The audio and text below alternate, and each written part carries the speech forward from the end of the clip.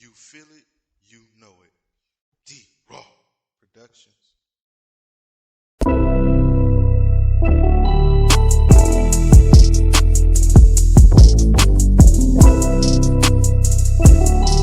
Houston Sports Connoisseurs brought to you by Raww.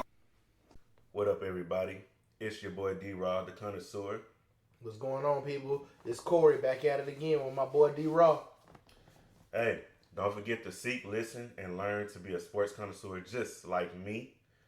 Hey, we got to rewind it all the way back.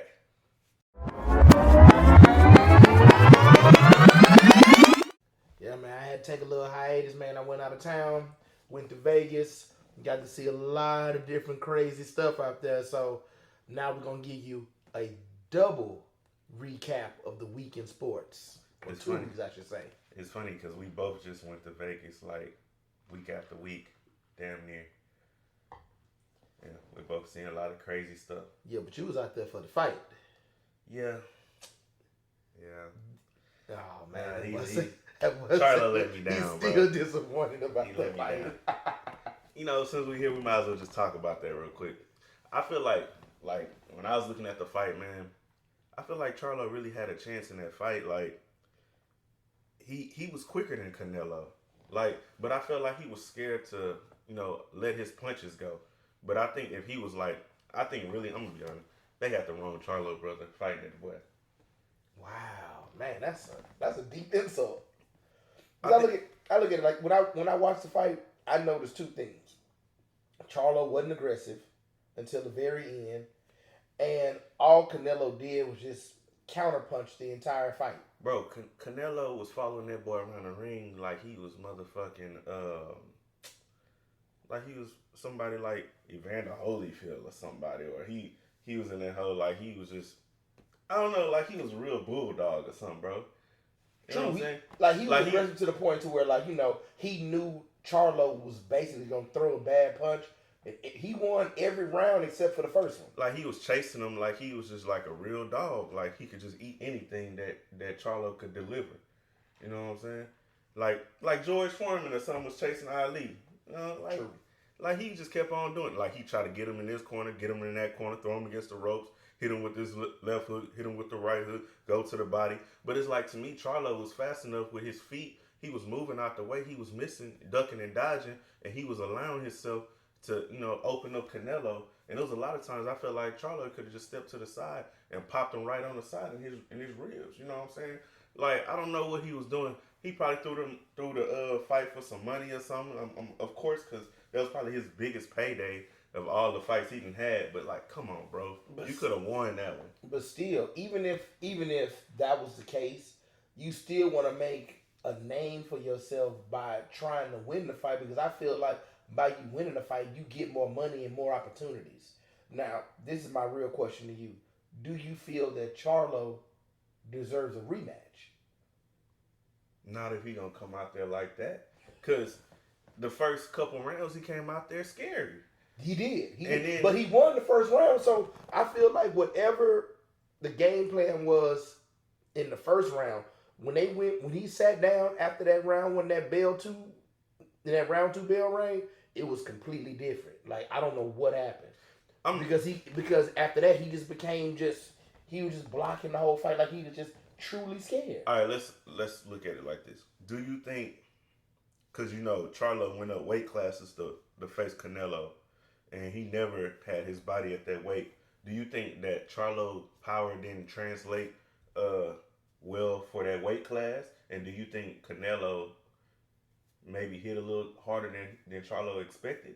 And maybe second round he caused him to fold up a little bit? No, I do feel that maybe Canelo hit harder than what he expected, because that's the same thing when we talk about the Tank Davis and Ryan Garcia fight. Mm-hmm. Ryan Garcia wasn't ready for that power that Tank had. Regardless of, we show all them videos and all that kind of stuff right there, but at the end of the day, when you actually get into the ring with that person really hit you, you're gonna feel it, and that's why he folded. But I feel like as far as Charlo could handle the blows. I don't think he was just really ready for the counter punching that Canelo really had in store for him, because them counter punches was really brutalizing him. And you can really tell, like in the 5th and 6th round, he was starting to look gassed in. Because if you think about it, Canelo wasn't really hitting him in the face. He was hitting him in the body, slowing him down. Yeah, because he was moving on him. But that's my point. I feel like looking at the fight, I seen Charlo open up a lot of windows where he could have delivered on Canelo. And it's just the only difference between the two. Because me, honestly, bro, them boys, they could have really went to a tie at the end of the fight. Yeah. I mean, only thing that really made the difference to me in the fight, honestly, is that Canelo did, when he made his counters, they was more explosive. So more people was like, ooh and ah. Yeah. But equally, I feel like they was both getting each other, you know what I'm saying, with counters.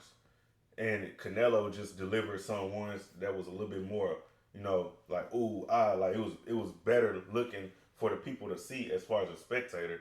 But overall, the fight, I feel like, man, they could have been a tie because that fight wasn't really good. Like, let's not make it seem like Canelo was really just an awesome boxer out there, because he wasn't.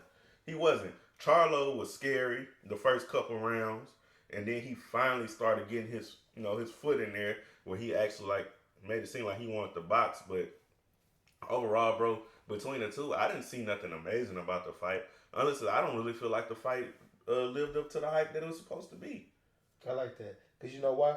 Because not only can you take it from a spectator's view, you can actually take it from a real boxing view. So, you see things that other people don't see. Yeah, I mean, like Canelo, you see it from both sides. You see it because, like, you've been in the ring before, so you already know what to look for, what things to really just like, oh, he should have did this instead, he should have did that. So you can actually get it from both angles. And I'm gonna put it this way: before the fight even started, I already figured, I said Canelo gonna win this by a split decision. You know, whatever the case may be. And it turned out to be unanimous. That's the crazy part. If it come down to the end of the fight, bro, Canelo gonna win by decision. And number one reason is because the money's already riding on Canelo. Yeah. You know what I'm saying? You in Vegas, the gamblers, they all got Canelo, and that's where the money is at. So only way Charlo was really gonna win the fight is if he had knocked down Canelo. He had to knock him down probably at least twice. Yeah. To really win the fight and for people to be like, you know what I'm saying, really leaning towards Charlo. But otherwise, him fighting in Vegas, him fighting Canelo, who got a lot of backing already, there was no way he was going to win that fight unless he knocked him down. And the crazy part about it is, because you're not the only person that's ever said this fight right here hurts Charlo more than anything, because now he's not going to get as many opportunities. So, like, he can forget about that fight against Bud, dropping back down to his actual weight class to fight. Mm-hmm. That's not going to happen. Because and then I don't even think at this point, is he even good enough to fight Spence? I think he's good enough to fight Spence, but Spence got to fight Bud again, which they already hyped that up, which I really don't think is worth seeing again at this point, especially the way Spence looked against Bud. But I know it's a lot of things that culminated behind that fight, as far as like Spence and his weight and the wreck and all that stuff. And me, honestly, Spence probably should have fought somebody else before Bud, just to see where he was at. Just to see, because mentally he didn't really look like he was there. Yeah, and then he went after Bud. But honestly, I would like to see Bud and Canelo. I know it's a weight class difference in that too, but Bud is a different kind of fighter, and I just don't see Bud being scared and people. Bud is Terrence Crawford, in case you didn't understand. That's his nickname, Bud. Just in case, we're not trying to insult anybody's intelligence. We just want to make sure that y'all understand who we're talking about. Yeah. And when we talk about pound for pound, I like to see Bud and Canelo. Oh, yeah, that's hands down. Because really right now, I think the next fight that I'm probably going to be interested in seeing, I know you're going to laugh at it, but I actually want to see this Tyson Fury. But yeah, and Francis Ngannou. Ooh-wee. I think it's gonna be good. Well, that's gonna be like two mastodons going at it. And that's why it's gonna be good, because this will be the first time we actually seen Tyson Fury actually fight somebody that's more relatively to his size. You know what I'm saying? And pretty much his same weight class. Because Deontay Wilder, bro, that was just unfair. That was disrespectful for him to come in 50 pounds under Tyson Fury. Like, yeah.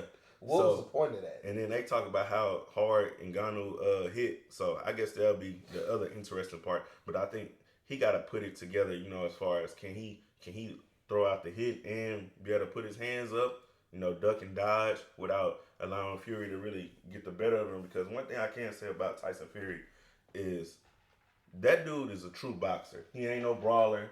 He can move. He got good footwork. You know what I'm saying? He could take a hit. He can get back up. Like Fury, man, he ain't no great boxer. Now I don't know why people keep trying to put him up there with the Tysons and the Muhammad Ali's and all that. But you know what I'm saying? He's pretty good. He's pretty good. You know what? If I had to compare Tyson Fury to a boxer, like one that's like known, I would probably give him somebody like Sonny Liston, something like that, because he just like he's a technical boxer. He's gonna sit there. He's gonna see what's going on. He's gonna counterpunch. He's gonna go for the points. He's not really trying to go for the knockout. He's gonna give you everything that a standard boxer would give you. I don't even know if I would put him that high, to be honest. Like, I just think he not even that high. I wouldn't even put him that high. I think he's a good boxer, bro. I wouldn't compare him to no Hall of Famer because honestly, who has he really beaten besides Deontay Wilder? That's a good question. Well, because he's never fought Anthony Joshua. Honestly, bro, we didn't really know nothing about Tyson Fury until him and Wilder really just went heads up. That is true.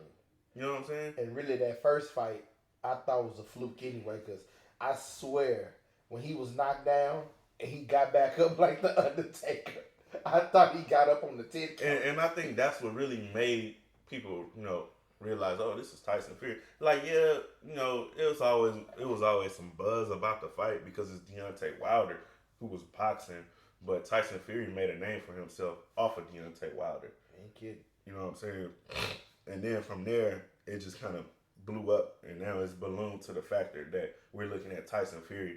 But if anything, I would put Deontay Wilder, you know what I'm saying? I wouldn't even say he's a Hall of Famer, but I would put him right under there and say that he's up there with some of the best. But you also got to look at it this way. We keep, spectating on Deontay Wilder, how he fight and stuff like that. But truly, it was an uneven match, bro. 272 pounds, versus 220, 225. Like, come on, bro. You know what I'm saying? You got to cap the weight at some point. So, I mean, even UFC capped the weight. Like, that's why, as far as heavyweights, like, you can't come in 300 pounds. Like, just like that, what was that boxer a couple of years ago that beat Anthony Joshua? That Ruiz dude. That dude had to be at least 320. Yeah. I mean, if you 300 pounds, bro, and you can move, and that's where I do give Tyson Fury his credit. You know what I'm saying? The boy 270 something, he can move like he's small. Yeah. You know what I'm saying? So I gotta give him his credit on that. So I'm not knocking him, but I just don't think he's no Hall of Fame type boxer. But anyways, we can move on from that. Yeah. College football week 6, since we were winding it back. We had some good games, and most notable game was the Red River rivalry. UT and Oklahoma. UT did lose the game, but Oklahoma, they met my expectations. They really did. Like, I was really hoping that Texas would pull this one out. They had a chance to really just, finish off Oklahoma, but Oklahoma put together a great drive, and then with 15 seconds left, they pulled it out again. Yeah, and Quinn Ewers, man, that boy threw for 346 yards in that game. Right. A lot of people, was just so hyped about, this Arch Manning coming. But what they fail to realize is that Ewers is going to be a good quarterback in the NFL. And you know what? I was just thinking about this. Like, everybody's talking about, what's his name? Caleb Williams and Drake May and stuff. But I think they're kind of overlooking Quinn Ewers. You know what I'm saying? And Michael Penix Jr., he's up and coming. Yeah, he's actually looking pretty solid as well. I mean, he has some up and down games, but he's been pretty consistent. And Drake May has been consistent as well. Yeah. I think out of all of them, bro, Drake May has been the most consistent quarterback. All right, so tell me this, because we had this conversation last year when it came to the Bryce Young and C.J. Stroud comparison, and we see how that worked out. In the long run, Who do you think is gonna have the more successful career in the NFL? Caleb Williams or Drake May? Because I feel like, and I stand by this. I feel like it depends on what team drafts what quarterback. Yeah, it depends on a team and a system. But if I was a betting man, I'd probably roll with Drake May. I don't know why, but Wow. I just don't. I mean, Man, Caleb Williams, yeah, man, he be know, looking man. That boy, impressive, bro. He but be looking like the second coming of Mahomes, man. you think so? He looked like it. Some games. Some games. That's why I say I see a lot of inconsistency. And I mean, at this point, My biggest concern about Caleb is he never shows up in the big games. exactly. So And I feel like he gonna have like a Kirk Cousins career. Like he's gonna be good, but he's never gonna get you over the hump. And he suffers under pressure. Right. And speaking of Week 6, he suffered against Arizona when they went to 3 overtimes and they won 43-41. So, you know, you look at those kind of stats that Caleb Williams had put up, and he honestly he got outplayed in that game. Noah Fafita outplayed him, you know, in that game, bro. So I don't know. I think Caleb Williams is good, but he might actually. What year is this for him? This is year 3. Sometimes This is third year. sometimes I be thinking that he need another year, but he probably gotta go to the draft this year. But honestly, no. His dad said he might keep him in another year, depending on what team has the number 1 pick. And the way it's looking right now, it's gonna be Chicago. the Bears, because really it's supposed to be Carolina, but since they got DJ Moore, the Bears actually have a chance in NFL history to have just without trade. Well, no, I'm talking about without trading this year, to actually have legitimately the 1 and the 2 pick. Mm-hmm. That's awful. So that means Justin Fields might be on the outs. We already know Uberflus will be on the outs. Ryan Pace might keep his job because I feel like he's done a good job building the team up. There's just no consistency as far as production. You know, they've already gotten rid of Chase Claypool, so you already know DJ Moore's your solid number 1, and you already know with the 1 and 2 pick, you're going to take Caleb Williams, Drake May, whoever the top quarterback is, and you already know number 2 is going to be Marvin Harrison Jr. So you already know for a fact you got a quarterback and wide receiver You know, it's combo. funny. I could see Drake May and Marvin Harrison Jr. in a Chicago Bears uniform.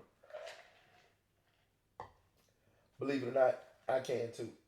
I feel like, And I think he'll do good. I think he'll do good in Chicago. I think he'll do better than Caleb Williams would. I think he can. I don't know, bro. I think he can do better under pressure than Caleb Williams. yeah, because let me see.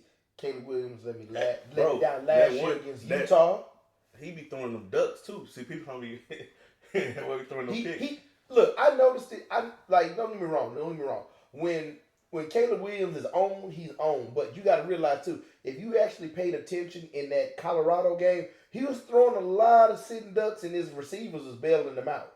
Yeah, and he did the same. Like, thing. don't get me wrong. Yeah, he threw 6 touchdowns against a weak Colorado defense. But remember, he threw a pick. He was throwing a lot of errant passes. He was throwing a lot of incomplete passes. And he did the same thing against Arizona. Yeah, and they had to come back against Arizona. Come on now, people. Yeah. So another solid game, bro, was Louisville and Notre Dame. I'll tell you one thing, Sam Hartman, I don't think he's the man. He's a decent college quarterback, but pros, he might be a backup. Well, Notre Dame doesn't really develop a lot of great quarterbacks anyway. What was the last one? What, Joe Montana? Yeah, but they had some that that was sought after. Oh no, you dare not say Brady Quinn. Don't you dare say. A lot of people say Brady Quinn was just unlucky. He made it to the NFL, didn't he? He was lucky. Hey, He had several chances to succeed, right? He was lucky. well, look, Notre Dame, they did get their ass handed to against Louisville 33-20. But one thing I realized is Louisville might actually be for real this year. That's a surprise. It's been a while. I think the last time I remember Louisville actually being good is probably Lamar Jackson. Yeah, Lamar Jackson. Lamar Jackson was there. No, you know what? No. I tell you, you are right. But before that, they still had Teddy Bridgewater too. But that was that was before Lamar. So remember, they went from Teddy Bridgewater to Lamar Jackson. That's a good transition. Yeah. That's a good transition. Well, they winning again, and they got a bona fide defense. I can tell you that, and I think that's what won them that game against Notre Dame. The one team that always let me down every year, that it's the only time I cheer for them. You know, when they play Alabama, it's A&M, and yet again, and they had the game won. Like, oh my God, like they was up. Like, I don't know. I just don't know what Jimbo's doing anymore. Like, Jimbo just has me so mind boggled sometimes, like some of his decision making. Like, we can sit here and, talk about the offense, the defense, well, this person missed this. But I always feel like, okay, you the head coach, you got the final say so on the play calling, regardless of what the offense coordinator throw out there. Even if, because I feel like that ain't, in college, it's not many quarterbacks calling audibles. So that's either got to be the offense coordinator changing up something at the last minute or the head coach. And I feel like Jimbo just be like, okay, we just going to just go for glory and you already up. Why? Run the ball. Like, why does he does that worse than the coach for the 49ers. I'm up. Let me just start throwing the ball. Like, why? You're winning. Just run the ball. I'll tell you this. When I watch A&M, and A&M did lose this game 26-20, when I watch them, their biggest issue is their quarterback, bro. And I don't understand. But why is he throwing the ball? You're up. True. Why is he throwing the ball? It's the coach, too. But every time they put the ball in the quarterback hands, he's always turning it over. Like, I done watched A&M at least about 2 or 3 times this year so far. And every time I turn the channel to him, he's throwing the interception. Same dude. Hey, he's always throwing the interception. Hey, let me tell you something. I don't know what windows he's seeing, but he loves to throw into like double coverage.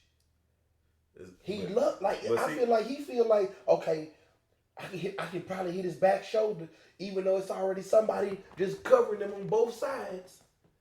Like, bruh, you gotta cut that out. I don't know what he be looking at, but apparently he like throwing to the other team.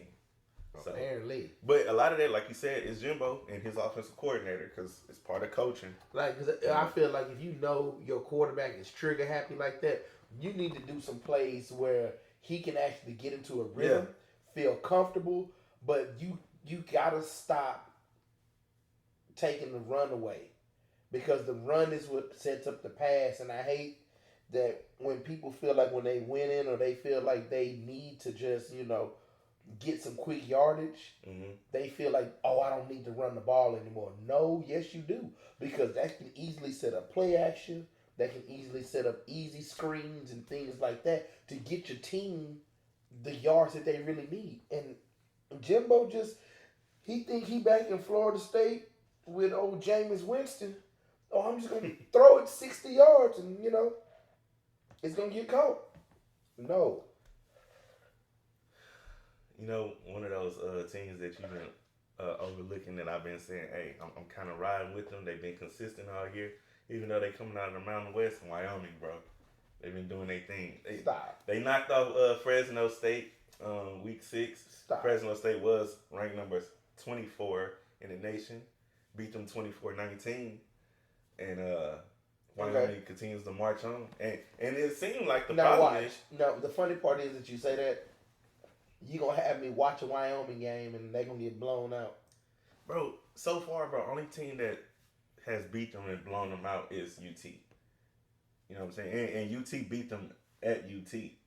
But saying if they was in Wyoming, they would have... It would have been a different game, bro. Hey, I'm just saying, bro. That 7,000 elevation, man, it's been playing a big part for them. It's been playing a huge part for them. And... they continue to march on to get them victories. I'll give them that. Rice had lost to UConn 38-31 week 6. I don't know how. And I just don't know how. It's just crazy because Rice they beat U of H. They put up a fight against UT. They had beat South Florida, and they beat somebody else too. But they should have beat. UConn, bro. They should have beat UConn. They should have walked all over UConn, bro. Easily. UConn is a basketball school. Very by much far. So. And to lose to a team like that, it shouldn't have happened. Well, I'm not saying that they're terrible because I feel like if you can put together a consistent program,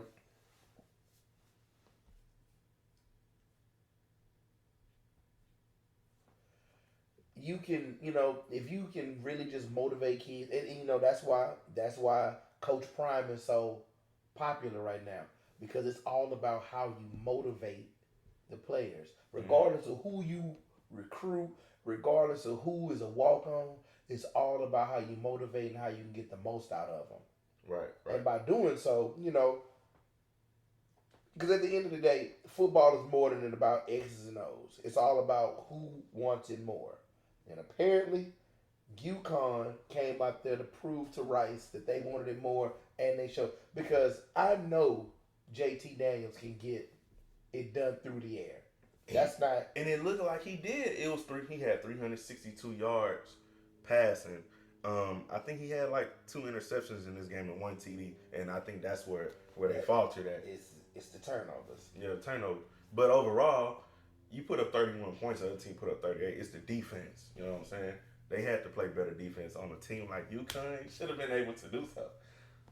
I think JT Daniels, if he gets a great opportunity in the NFL, I feel like he would start out as a backup, but I feel like he can actually rise to a starter. It's a big possibility. I hope so. I mean, after 6-7 years in college football, he got to have it figured out by now. Hey, whatever it takes. His biggest benefactor is Luke McCaffrey, though. Like McCaffrey's little brother. I mean, this dude been balling, bro. He had 100 yards receiving. Yeah, every time I look at him, he's doing something big. Yeah, he was tearing University of Houston up. He's really taking after his father's Ed, as far as like his route running, his hands and things like that, because he knows how to get open. He knows what to do once he catches the ball, and he knows how to really just find a way to really fight for the extra yardage. I like that about him. Yeah. He's actually gonna be good if he's given the opportunity to get to the NFL. He's gonna be good. Oh, he's gonna get a chance just because of his name. Oh, there's no question about that. Very much so. The late game for week 6 was Colorado at Arizona State, and Colorado almost lost that game. I don't know if you got to see it, but I don't know, man. Like, Deion, they know how to excel on the offense. Shedeur, he looks shaky sometimes, especially when he under pressure. He most definitely needs to stay another year in college football and work that out. Their defense, boy, their defense is questionable as hell. Man, I will be glad next year when Warren Sapp becomes a part of his coaching staff. And I'm going to tell you why. When you look at their defense, the one thing that I know for a fact that I haven't seen in any game, they don't put any pressure on the quarterback. Whether it's coming from the end, the tackle, whatever. They rely too heavily on the secondary and on the linebacker group. But there is no pressure at all from the front seven. Like none. I'm talking about they don't even make the pocket collapse or nothing. Every single game, the quarterback sits in the pocket and just completes pass after pass after pass. Right. Only now, if the quarterback scrambles out, they might get a sack or something here and there. But as far as like applying pressure to the quarterback, there's none. And there's none at all. And it's pretty crazy because, Arizona State is pretty much at the bottom of the Pac-12 right now. So they struggled against a bottom feeder. Yes. So, I don't know. I don't know why they was talking to the Cotton Bowl committee because they ain't Cotton Bowl material. I feel like in years to come, because it's going to take a while. just looking at like the defense where it stands right now, the offensive line, where Colorado stands right now. Man, we talk about Colorado more than we talk about the Cowboys Like it's wild.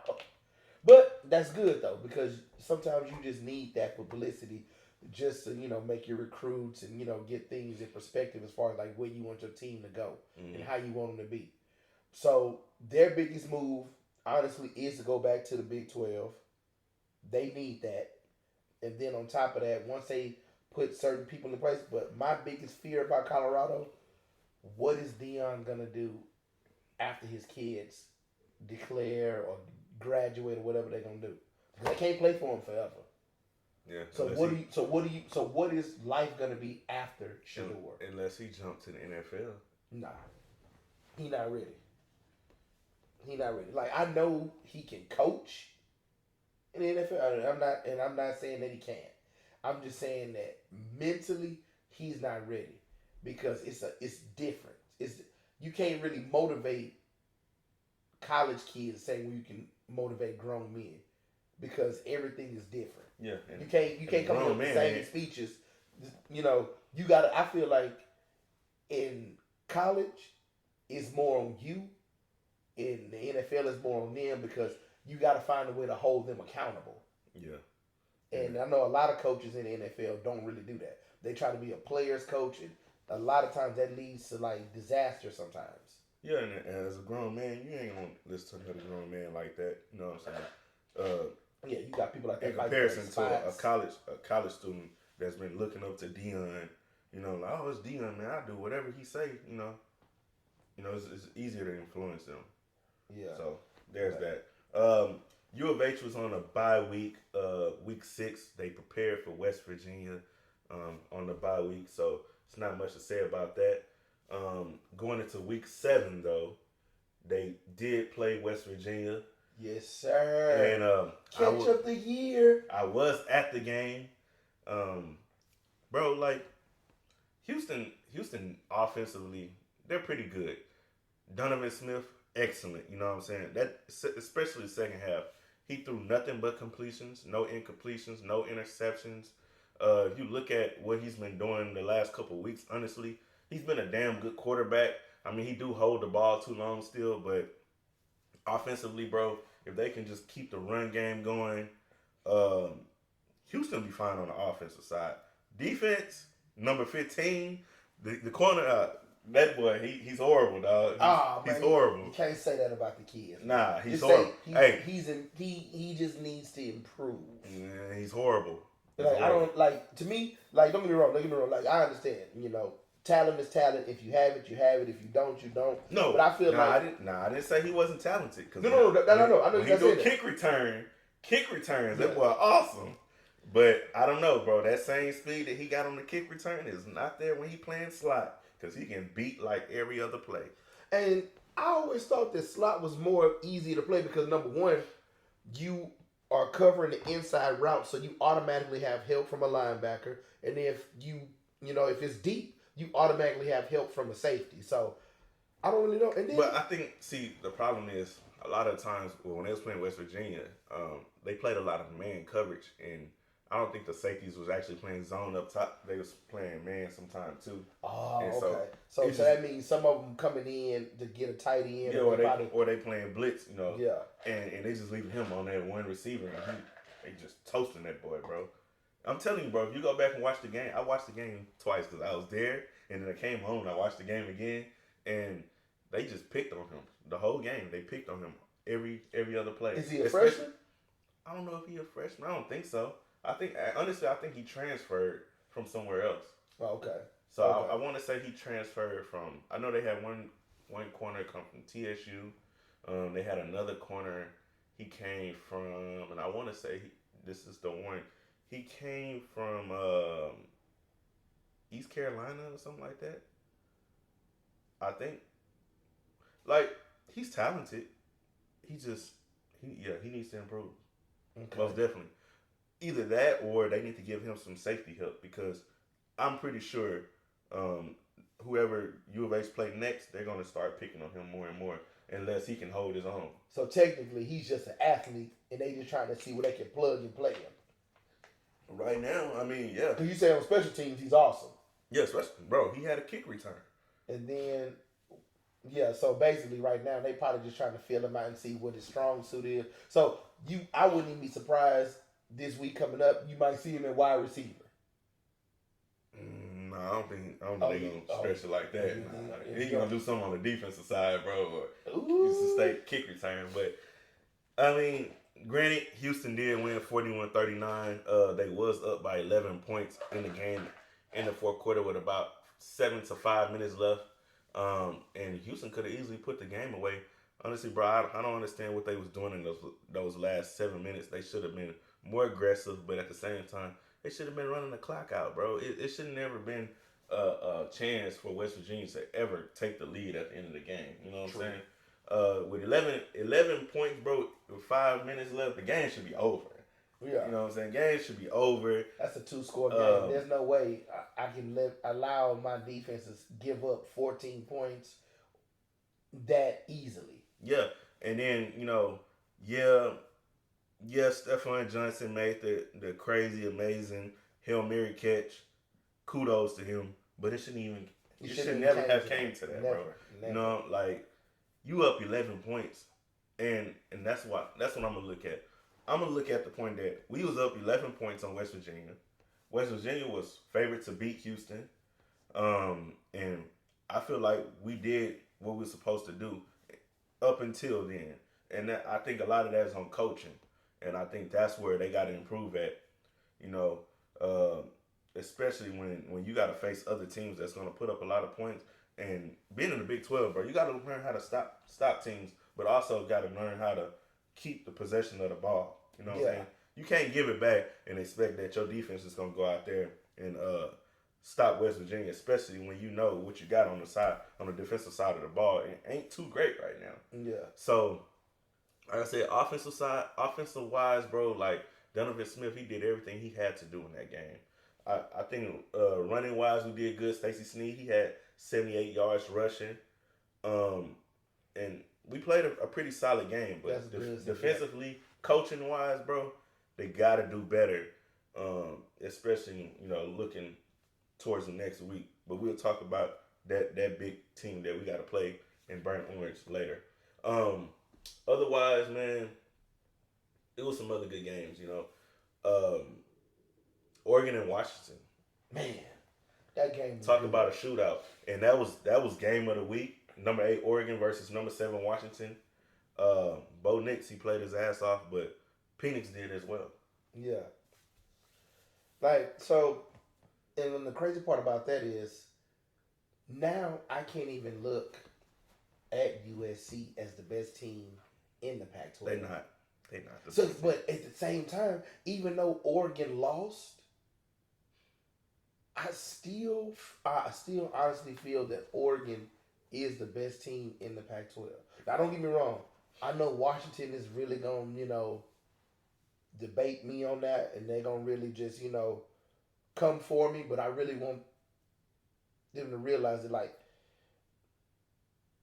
that was a true definition of a shootout right there.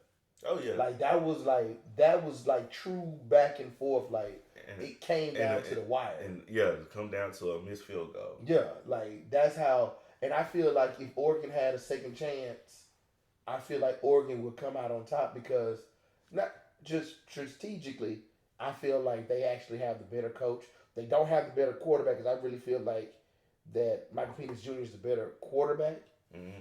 But I feel like Oregon's defense is the better defense. So that's crazy. It's I feel like Washington has the QB and receiver tandem. They have the offense to really just dominate the Pac-12. But I feel like Oregon's defense and special teams keeps them not only in games, but helps them really dominate games. Because we've already seen that USC has no defense. So, they have a great quarterback, but no defense. Well, that great quarterback in Caleb Williams didn't play great against Notre Dame, 199 yards. He had some turnovers in that game. Oh, no. And it's funny tell the truth. And that boy had nothing but picks. Exactly. And that's why I say Caleb Williams ain't that great to me. And especially when we look at Notre Dame, we just seen them lose to Louisville, and they got handled. And then they go back home and they handle USC, which was number 10 in the nation. But look at it this way. That game right there, we can't take nothing away from Notre Dame because Notre Dame almost beat Ohio State off there, but they lost because of their own stupidity. And then to turn around, get embarrassed by Louisville, come back, and then, and just then come back and still not say like, oh, we gonna feel sorry for ourselves because we got USC. They came out hard and aggressive, and they took care of business. They filled the bucket against USC. 48 points versus 20. They whooped their ass. Very much so. Because it was really over in the first half. Bro, it was. It was just getting worse. Yeah, it was just getting worse and worse. Yeah. It got to the point where it was like, yeah, I'm going to turn this channel, bro, because they ain't fighting back from this. Because every time I turned it on and I was looking at, because I was in Vegas for that game. Every time I looked up, he was throwing another pick. Yeah. It was like. So when he go out there and he do that, yeah, you could say it's coaching and stuff, but honestly, he's throwing the ball. You know, coach only can do so much. He throwing the ball to the other team. That's Caleb Williams, bro. So what do you think he gonna do on the next level? Throw more picks because the defense is gonna be even harder to read, and the speed of the game is gonna be even faster. So this is what I want to know, because they always say how fast paced college football is. But we always see a lot of college quarterbacks holding on to the ball too long. So, I know that creates turnovers. But at the same time, how do you navigate that to actually bring them down to stop doing that? Like, I think it's just reps and practice. Like, they have to learn how to, read their reads faster. But a lot of quarterbacks I notice in college, they don't really know how to read defense. So I'm trying to figure like when do you gain that awareness? It's a system though. That's part of the issue, and that's why I don't think he's gonna be good in NFL, because name a good NFL quarterback that came from USC, number one. And yeah, it's a different coach, but Carson Palmer was decent. All the guys that was under Lincoln Riley, they all transferred. But at the same time too though, Cliff Kingsbury is the offensive coordinator. That's probably why that offense is like really just. Well, I mean, like sporadic. All right, so we can give him credit on this. Cliff Kingsbury, he produced Mahomes, right? He produced Mahomes. He produced Murray. Yeah. No, that was Lincoln Riley. Lincoln Riley. Then Murray, wasn't he at Texas Tech at one point? And then he went to Oklahoma. I don't know. That one I don't. But I know he did work with him when he was in Arizona, and he had some of his best seasons in Arizona. So I'm not saying that Cliff Kingsbury is bad, but I feel like Cliff Kingsbury is not really teaching him how to read defense. He's just teaching him how to really just execute his play. It's because the system that they're running, bro, it's a system where they don't really have to read like that. It's just read one, read two, just drop. Yeah, get rid of the ball. It's nothing. If those two when he go up to the line, it's nothing really hard for him to figure out. He's not making reads at the line and saying, he ain't changing. Mike 22, watch this blitz over here off the edge, watch the Sam, watch the wheel. He ain't doing all that at the line. And I mean, it doesn't really take away from what he can be, because he could be coached and learn, all those things. True. But right now, I just don't feel like he's a number one pick worthy. Damn. So tell me this: do you feel that they should actually teach quarterbacks in college more to read defense, or should that start like in high school, or should that start like when should be able to honestly, actually, to grasp different so I know you can go out there and be like, oh, they're in a 4-3, or they're in a 3-4, or you 5-2. You gotta be able to read that. 4-2-5. But at the same time, that's part of the quarterback. It's not really that they should teach him that. Yeah, he should learn that along the way, because you gotta prep for games, and that's part of film. But maybe it's just part of him needing to be in the film room a little bit more, learn a little bit more how to read the defenses, so he can see what he's looking at, so he can see what option is probably going to be open after he look at read 1 versus read 2, or or knowing that read one, whoever the receiver X or whatever is already gonna be locked up because he's gonna have double coverage. So he should not even, he could look that way just to try to, pull the defense that way, but then look back over here to read 3 or whatever to try to drop it off.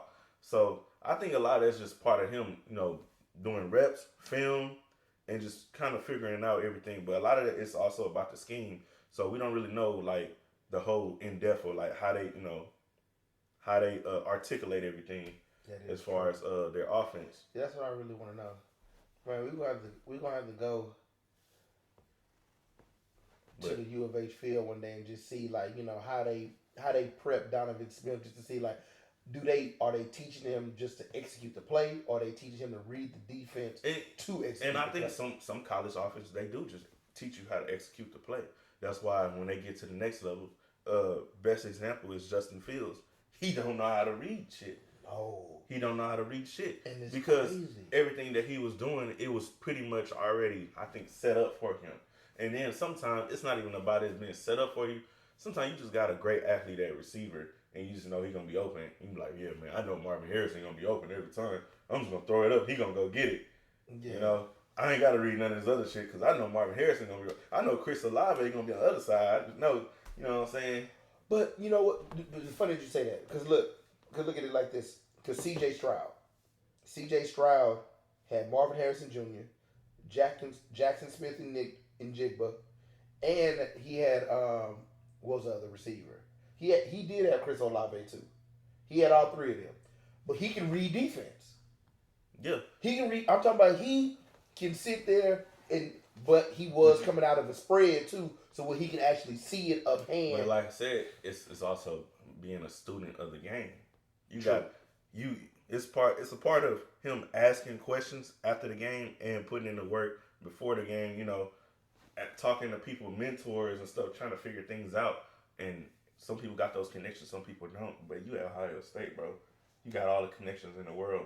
Yeah, you know what I'm saying. Especially when the magnifying glass is on you like that. That is true. So that is, and that's why I feel like that's why I was kind of disappointed in Caleb this past weekend, because it's like you had all those scouts come out and see you. You supposed to be the projected #1 pick, whether you go out this year or next year, you still gonna be the projected #1 pick. And it's like, bro, he just went out there and just crashed and burned. You know who he remind me of? Who? Without the success right now, Vince Young.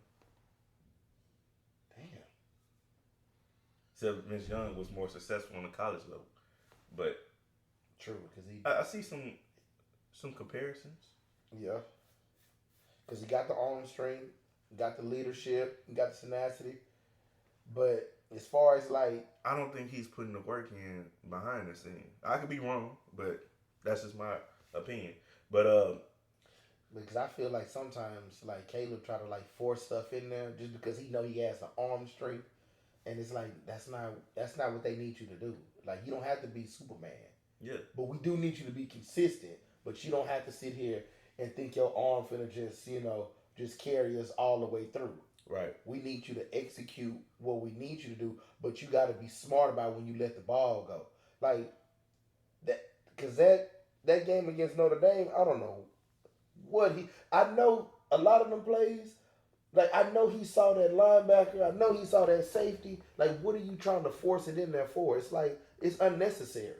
Mm-hmm. You just giving him the ball. Now, he can say, oh, it's a miscue on between me and the wide receiver. But it wasn't really. You got the linebacker underneath. You got the corner up top. And you trying to force him to the little tiny window for no apparent reason at all. Yeah. Hopefully, Cliff Kingsbury and Lincoln Riley can clean that up for this week. Because I'm telling you, the way it's looking right now, they're not going to beat Washington or Oregon in the Pac-12 championship. Nah. Either one of them. And honestly, I'm not going to lie. Pac-12 is pretty deep this year because you got Oregon State. They've been good. Washington State been good, even though they recently lost, but they still been good. There's a lot of good teams out there that can knock them out. And to be honest, I mean, you see Colorado almost knocked them out coming back. So, yeah, man, USC, they in a bad position right now. But Alabama and Arkansas, they played against each other week 7. That turned out to be a game better than I thought, too. 24-21 victory by Alabama. Do you think Alabama will fall off again, like, do you think they'll lose? Yes. But I think the only team now that can probably actually have a chance to beat them it's only because let me see. Have they played Auburn yet? No. I think that's the only one that can probably do it. I have to look at their schedule, but nah. Because honestly, like I want to say LSU might be able to do it, but they so shaky on offense. Brian Kelly is not like he puts them in the right I don't know, position. bro. I don't know because LSU did put up 48 points against Auburn versus Auburn's 18 week 7, and they whooped the hell out of Auburn. So LSU might be the team that could possibly knock off Alabama. Yeah, because I didn't think that Alabama's quarterback issues would carry on this long. I thought Nick Saban would have got it together by now, but it's still, you can tell in that Arkansas game, it's like, and then they don't have the run game that they used to have to rely on, so they're forcing themselves to throw the ball more, and it's not looking good. They need to really just find a way to go back to basics, because Alabama is not looking like the Alabama that just dominated the 2010s. Nah, but I don't know. I think Alabama is still Alabama, but it's just easier for players to transfer now, bro. And some of these other teams are actually getting better. You know what I'm saying? Especially, because Alabama, they be having a lot of 5-star players that just be sitting on the bench, red shirt. And some of these players, they can go transfer and play somewhere else now immediately and get a taste of that college football.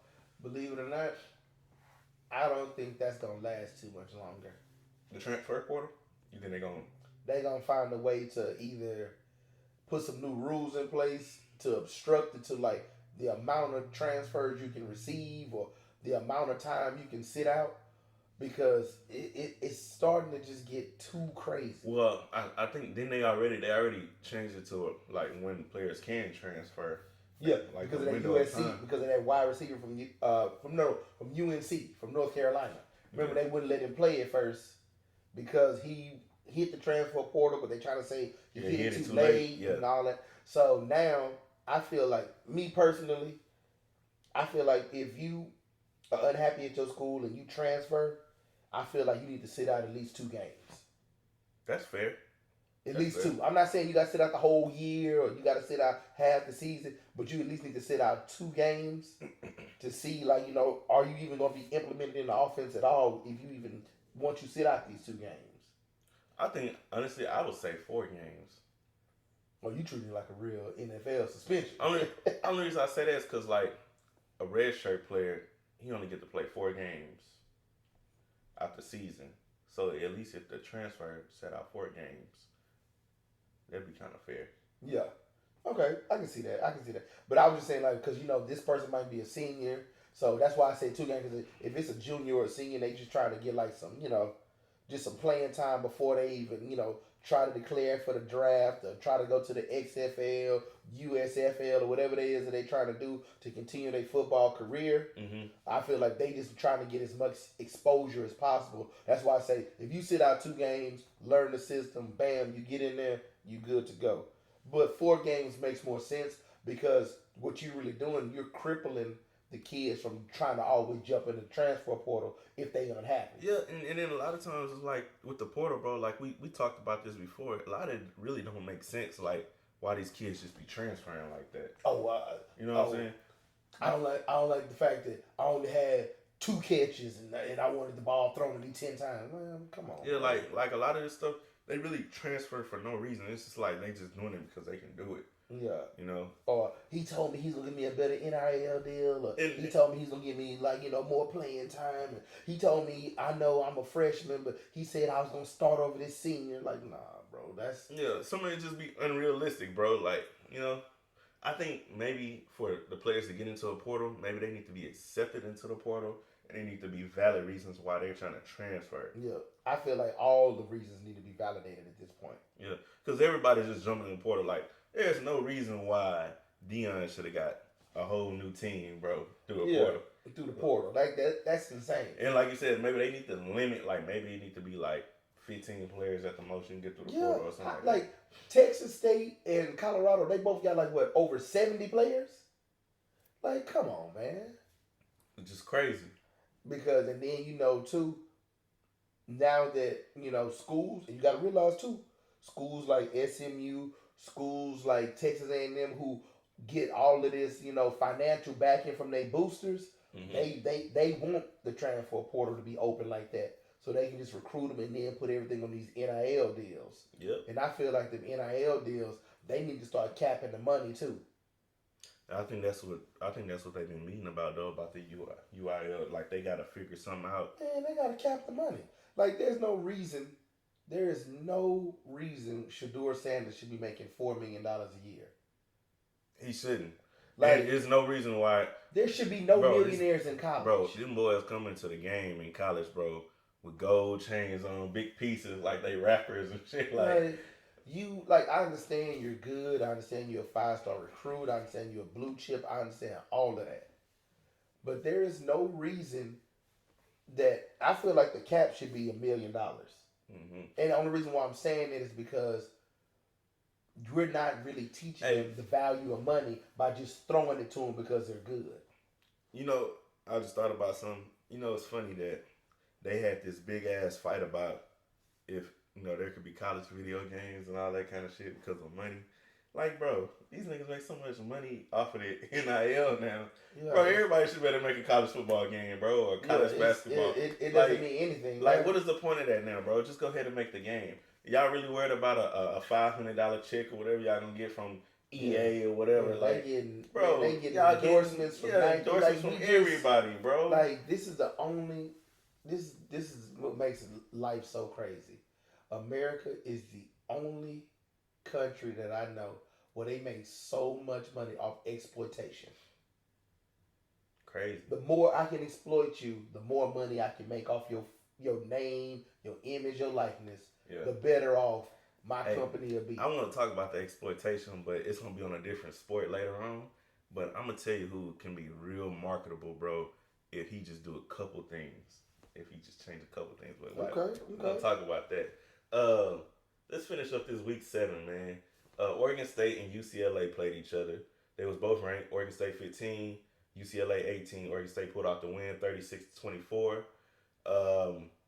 Another good game was North Carolina and Miami. Like I said, Drake May, he continues to be consistent. He got the dub 41-31 against number 25 Miami. The one game that did go over my head that I did not realize, Pitt beat Louisville after they just upset Notre Dame. Stop. and they beat them easily, bro, 38-21. So that's pretty crazy, especially when we talk about how they just handled Notre Dame. So, I mean, when you look at that kind of stuff, bro, it's like you really don't know who's really going to be like. Yeah, college is so always unpredictable, bro. It's always week to week. Bro, speaking about unpredictable, like, bro, I've been doing them little bets, man, and like college is the hardest thing to bet on players because one week this dude he'll run for 100 yards, next week he'll get 20 yards. Yeah, it's over under in college, bro. And then another thing too, it'd be so funny because like one college player can have a great game, then the next week he don't even play. Yeah. Yeah, he don't even play. Or he do play, but he don't get no targets. So, it's like crazy. Another good game, bro. I watched this another A&M, bro. You was on it. A&M, bro. Just be letting the nigga down. Tennessee. Tennessee is good though. But Tennessee is good. Tennessee is good. But A&M is always right there. And I mean, I'm not no A&M fan. I'm just trying to figure out when Jimbo gonna have some success, bro. Cause hey, you know who else remind me? Texas A&M, because every time I think they're gonna pull it out there, I was like, Ole Miss is the same way. Texas A&M and Ole Miss, they give you the greatest first 3 quarters you could ever ask from a team. Mm-hmm. Then that 4th quarter, you just be like, what the fuck is this? It's funny you say that because I haven't really watched Ole Miss like that. Man, what? Hey. I can't wait for Texas A&M and Ole Miss to play each other. They gonna be like. But looking at their records, I could possibly just see like over the years because they're like 2 big name teams or whatever, but they always produce like mediocre football. That's the crazy part, and then the crazy part is they pay their coaches extremely well. They get Like, you know, They get blue chip players. I know they get, but see, they don't get as many 5-stars, but they get a lot of 4s and 3s. And I feel like this: if you get a lot of 4s and 3s, that means if you got a top tier coach, you can turn those 4s and 3s into 5s and 4s. Yeah. So I don't see what the issue is or what the problem is or why they just keep not having success. I just really don't get it. It's just mind-boggling sometimes how they just never. It's really just hard to understand, like the product they be putting on the field. You know, you just think that A&M would do better. Like you said, you think Ole Miss would do better. Like I just felt like Ole Miss had a chance. You know, eventually they'd knock off Alabama, but it never happens. You know, A&M the same thing. Like it never happens. Like I think they beat since A&M been in the SEC, they beat Alabama like 2 times to their like 13 or something. But wait a minute. But has Jimbo ever beaten Alabama? I don't think. Jimbo ain't never beat Alabama. No, it was Kevin Sumter that beat. And you know what? I guess that's another reason why I be looking at A&M, because I be trying to figure out what was the difference between them having Sumlin and having Jimbo Fisher, and how long you gonna allow Jimbo Fisher to keep going out here putting this same product out here on the field week in, week out, and not fire him. Because I'm not seeing a difference between him and Sumlin. You know what I'm saying? At all. And I would probably say Sumlin was probably doing a little bit better job than Jimbo Fisher. Yeah, because he actually got Johnny Manziel to watch film. Look, but we know what it is, bro. It's about that skin color. It's about that skin color, bro. Don't say it. It is. I mean, Jimbo ain't did nothing. Man, that hurts. And since Jimbo been there, A&M ain't been to no big bowl. No, they just go to the regular bowls. They've never made the playoffs. They've never even had a 10-win season. Exactly. Think about that. They've never had a 10-win season. A&M is really not relative. No Heisman candidates. No 10-win season. Never beat Alabama. Bro, when you start breaking it down like that, I hope no A&M boosters are listening right now, because they gonna go in there with pitchforks trying to get Jimbo fired. They need to. Bro, A&M ain't did nothing since Johnny Manziel. How long ago was that? Shit, probably 10 years ago.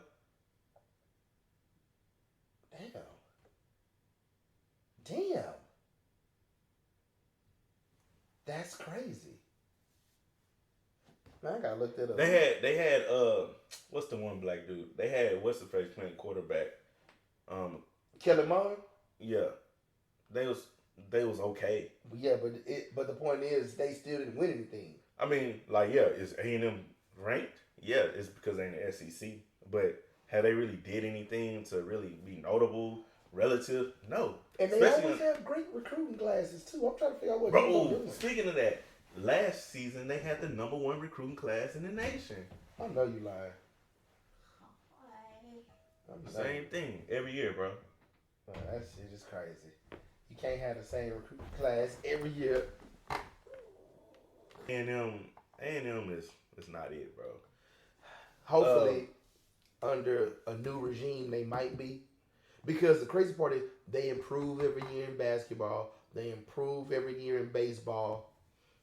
But football is just very stagnant. Now, don't get me wrong. I'm not trying to insult Jimbo. I'm just trying to figure out, like, look, you can't just keep going 8-4, 7-5, 9-3, and think that they're gonna keep paying you $15 to $20 million a year. Nah, you can't. You can't. He need to at least put a 10-win season together. Yeah, or I'd rather, believe it or not, this might sound crazy, I'd rather A&M go to the playoffs and get blown out by the #1 team. Just like you just sneak in there as a 4 seed, get blown out by the #1 seed, because at least that's showing me progress. Yeah. That you at least, improving, because you got to realize, if a lot of kids now, before Texas transferred over, they'd rather go to Texas A&M than Texas, because they know they was gonna be they was gonna be on TV, they was gonna get, generate a lot of revenue, because they're playing against Alabama. They know they're playing against the best of the best. They're playing against Auburn. They're playing against Tennessee. They're playing against everybody in the SEC. Yeah. So back then, if I had a choice out of Texas or Texas A&M, and I'm a 5-star athlete, I know I'm taking Texas A&M. But now the transfer portal opened up. I can go any team I want to. Now Texas is going to the SEC, so there's no reason. Because guess what? Believe it or not, Texas will still be in Texas. A&M wasn't living up to the hype. That's true. It's very true. Yeah, they might lose to Oklahoma or Texas, but at the end of the day, they still ranked in the top 10. They lost to Oklahoma and still in the top 10. Because Texas is going to keep being Texas, like you said. Because I guarantee you, before it's said and done, Texas won't lose another game, and they're going to meet Oklahoma again in the Big 12 championship. No, I disagree with that. Who they going to meet then? Hey, no, Texas is going to lose another game. You know what I'm saying? Oh! You know what? I know what he's talking about. Hey, I almost screwed myself right there. Hey, go Cougs. Go Cougs. Hey, you know what? Wyoming had lost, bro. See what I'm talking about? Hey, but they didn't lose at home though. They lost against Air Force, 34-27. He want me to watch these people. I was on the hype train, man. Hey, I was on the hype train. My boy looking for another Josh Allen for some team. That's what he's looking for. Hey, look, it's pretty interesting. U of H is the only team out of the new Big 12 teams to get a win against a Big 12 team so far. BYU hasn't won anything yet? No, BYU played TCU week 7, and they got dominated 44-11 at TCU. Now that's sad. UCF, I think they're on a bye week, but they haven't beat anybody yet either. So that's the wrap on week 7, bro. Looking at week 8, getting to where we at today, currently. Let's take a little break. It's the Houston Sports Connoisseurs. Don't forget to seek, listen, and learn to be a sports connoisseur just like me. The sports connoisseur, Raww. Okay, so we back at it. It's week 8. And started off, today is Thursday. Thursday night, we got the Rice House facing off against the Tulsa Golden Hurricanes. Spread is in favor of Tulsa winning the game by 3. But I think Rice might pull off a dub this week, especially since they fell against UConn the last time they went out there and played. Rice is coming off a bye week as well, so that's always in favor of Rice, getting better and possibly beating Tulsa and going 4-3. I don't like the fact that Tulsa is favored in this game. Rice, really there should be no line at all. Because honestly, Rice has proven week after week, they've improved every week. They are very competitive in all of their games. Yes, they do come short, but hey, not every team can go undefeated.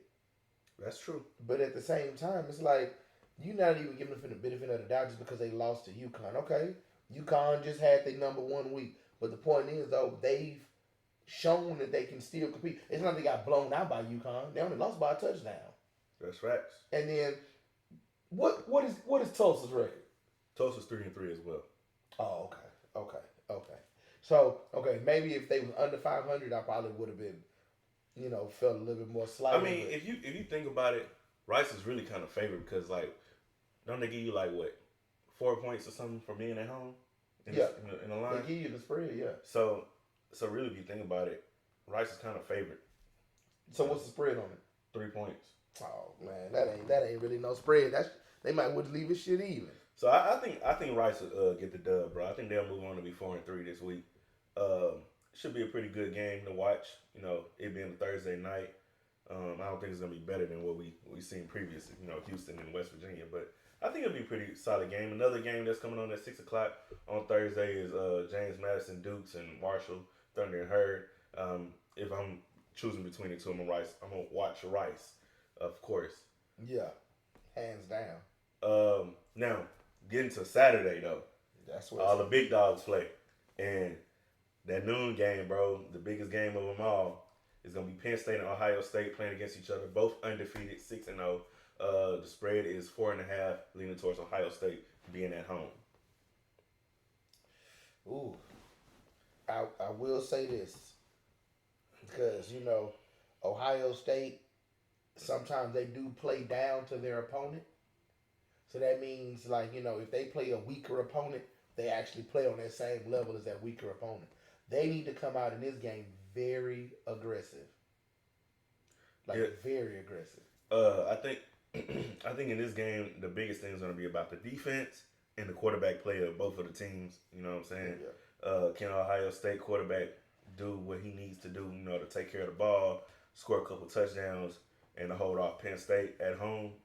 I think it's a big possibility, especially when we're looking at the percentage of chance that Ohio State win this game. 63%, bro. That's 2/3 of the fraction. So yeah, that's a big man. That's a big line. So basically they pretty much already saying they got it down hands down. Yes. Yeah, I mean Ohio State should have a pretty good chance in this game. At home, big noon game. It's gonna be a sellout crowd. But I will say this: Penn State's been playing some damn good football lately. Yeah, and Ohio State always got the hardest games at home. Well, I guess that's a little good So thing for them. So I wonder if they play Michigan at home this year. You know what? Let's check out their schedule, bro, because that's a good question. Because that's gonna be the team that they really gonna have to beat. Considering Penn State too, but they play at Michigan, so they'll be playing at the Big House. This year. Ooh, they play Rutgers. They got Michigan State is in shambles, so we ain't got to worry about them no more. Yeah, Michigan State is no good right now, bro. That's not even nothing worth talking about. But I'm gonna pull for Ohio State in this one. You always do. That's your squad, man. UCF, they're coming off a bye and they'll face Oklahoma. UCF is looking to finally get their first win in the Big 12 at Oklahoma. Do you think? No. Oh, look. Spread is 18 points at Oklahoma. Wait a minute. They at Oklahoma, too? Yeah. Oh, no. They're not winning. So, Rutgers, hey, just go ahead and just... So you don't think UCF can knock off the Sooners? Hell no. No. Not a chance? No. Man. UCF? Central Florida, right? Yeah. No. No. Do you think they cover the spread? The 18? Yeah. Now, that one right there, I feel like... Look, another thing is UCF is getting their number one quarterback back. They've been missing him the whole season. So he rusty. Yeah, it's possible, but they coming off a bye week, so he might not be too rusty. And so, let me get this straight. He coming back off a bye week, so basically it's like he was still out. He was just able to practice this time. Yeah. So he got 1 week's worth of practice. He going against Oklahoma in their defense. You don't think Oklahoma overlooked them? No. Oklahoma not overlooking nobody this year. Nobody. So what you think the score gonna be? I'm gonna say 45-24. I was gonna say 49-17. Yeah. So they covering that spread. All right. Let's see, bro. In another Baylor and Cincinnati face off against each other. Cincinnati looking to get their first win in the Big 12. But the spread is only 3.5 against Baylor. Now, both teams are 2-4. Baylor has not looked too good this year. Baylor been struggling all year long, man. But do you think Baylor struggle against Cincinnati? Cincinnati do got a good defense. I know. That's why I feel like they're going to struggle against them, too, because Baylor has really no offense. And it's crazy. Like, Baylor used to be so prominent on offense. And I'm not just talking about, like, the RG3 years and all that kind of stuff with Corey Coleman and all that kind of stuff. They were actually a very good offensive team. I just don't know what happened. Now, don't get me wrong, I know that little art, you know what I'm saying, that little art thing with the coach. They got to change their whole philosophy and all that kind of stuff. I get all of that. But at the end of the day, it's like, come on. Like, Baylor should be at least in the mix every year. Now they just start to become a bottom feeder. Well, that's what they used to be anyway. And that's what they need to go back to. Go back to their little cave. Especially since you're a Vacation there now with him. Man, don't nobody want to be the punching bag or the whipping boy forever. Hey, whip up on them every chance you get. Washington State and Oregon plays against each other this week. Spread is 20 points.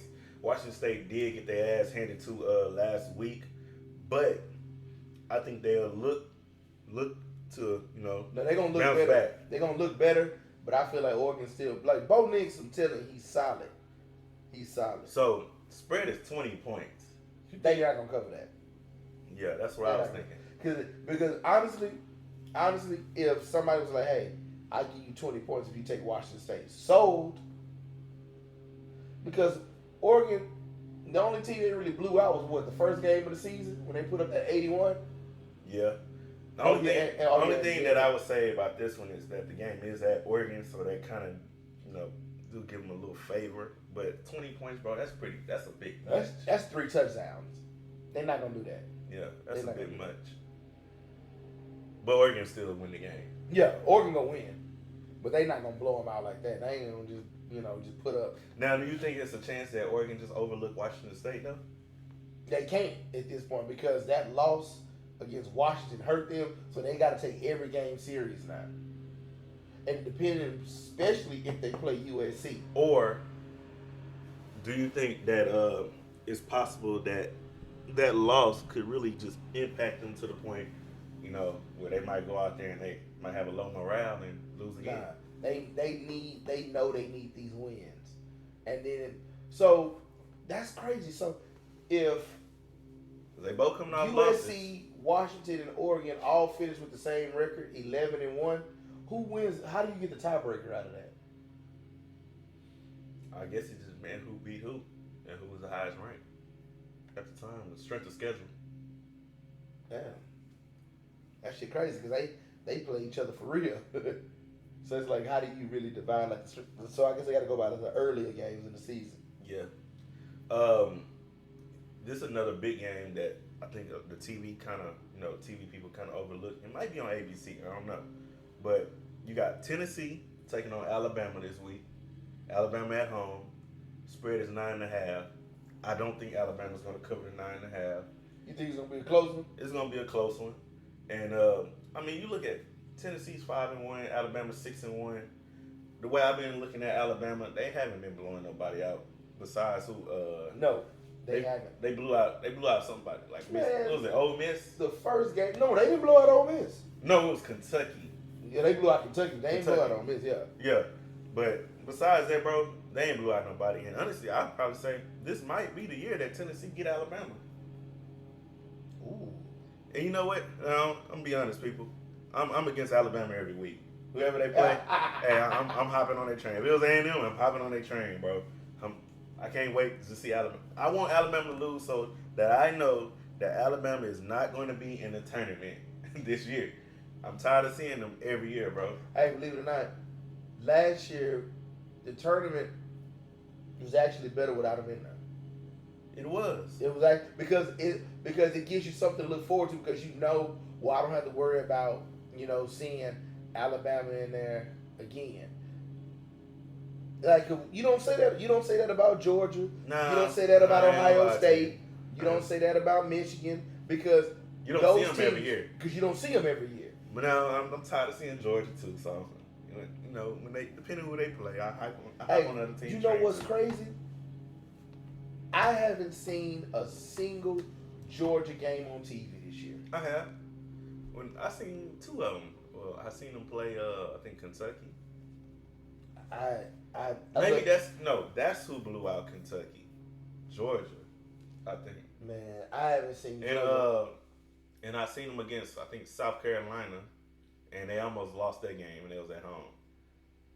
Man, that's crazy. They on TV, bro, because they #1 in the nation. They on TV. Man, they must not be playing anybody good because I don't see them on TV at all. They ain't played nobody you want them to play yet. That's why. Oh, that's what I'm saying. That's why I'm thinking like. Yeah. They played Auburn, but they beat them. You know what I'm saying? And like I said, I don't think Auburn Man, really. you know who got the hardest schedule in the SEC this year? And it just dawned on me because they on TV every week. That damn Florida. Yeah, they be in their ass handed too. Florida. Hey, Florida, them boys is like, you know what? Give me all the tough teams. Yeah, Let's lose them all. Yeah, they losing. They most definitely losing. They not a bad team, but yeah. Yeah, they be like, you know what? Yeah, just give me that one. You want Alabama? Yeah. You want Georgia? Yeah. Well, look, we got 2 foreign teams in the Big 12, bro. Oklahoma State and West Virginia. Do you think West Virginia bounce back, or do you think Oklahoma State take care of business? Man, the Cowboys been quiet this year. You know, they started off really at the point when they started off, bro. They didn't look too good, but honestly, like the last couple of weeks, they really been, having some resurgence. Oh, so this actually, you saying that might actually be a barn burner then? Yeah, especially, and then it was really a big upset for West Virginia to lose to Houston, because West Virginia was kind of at the top of the conference, and they thought that West Virginia would be a good contender this year. But now that they lost to Houston, it kind of put them at that point where now they tied with Oklahoma State, both teams 4-2. They're in the same conference, and somebody gotta stick out, because besides UT and Oklahoma, everybody else kind of just by the wayside. Yeah, by the wayside right now. Because Iowa State, oh my God. No. But then when you look at it, bro, it's still a lot of games to be played. I know it's so hard to believe we just in the middle of the season, because I feel like we already should be like on week 9 or 10, where everybody's like either like 7-1, 8-0, 6-2, 4-4, like whatever is gonna shape. Because you know what, I'm gonna tell you what it is. Because I always forget, when you get to November, you got that little gap. Then you got like bowl games, and then that's it. Mm-hmm. So since we almost like in the end of October, we getting closer and closer to the bowl game. That's why I'm like, yeah, where things really starting to shake up. Yeah, this is when everybody start playing their hardest. Well, I say this is gonna be a good game, bro. It's a 2:30 game. There's gonna be a lot of competition on it, at that time. But it's not a bad game to be flipping back and forth to. Especially looking at the stipulations of the conference, where teams lining up at and stuff like that. But I think Oklahoma State's gonna win the game at West Virginia. I think West Virginia's gonna go on a 2-game slide, and they're gonna lose because they had Houston. They had them, Yeah. They had them, but they didn't have them, honestly, because they was down by 11. But I think Oklahoma State got some better defense than U of H do, and they're gonna be able to, finish the game off better than U of H did. But hey, the game of all games, baby. UT and Houston Cougars, you know what I'm saying? Hey, and the Cougs at home. Hey, Cougs at home, game sold out. D-Raww gonna be there in attendance, baby. Spread is 23.5 though. Damn. UT to win the game. UT 5-1. Houston 3-3. UT is number 8 in the nation. It's gonna be a real tough game for Houston, especially when ESPN analytics say 93.6% chance that UT win the game versus Houston 6%. How can Houston increase their chances of winning the game? Defense. That's it. Defense. Because the offense is there, but they ain't gonna lie though. They can't just be going out there thinking they finna just throw the ball deep. They actually got to come out with a real game plan.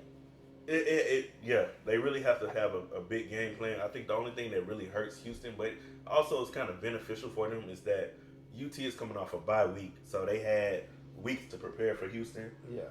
But they also, UT is coming off a loss to Oklahoma, so that gives them a little bit of motivation to get things going.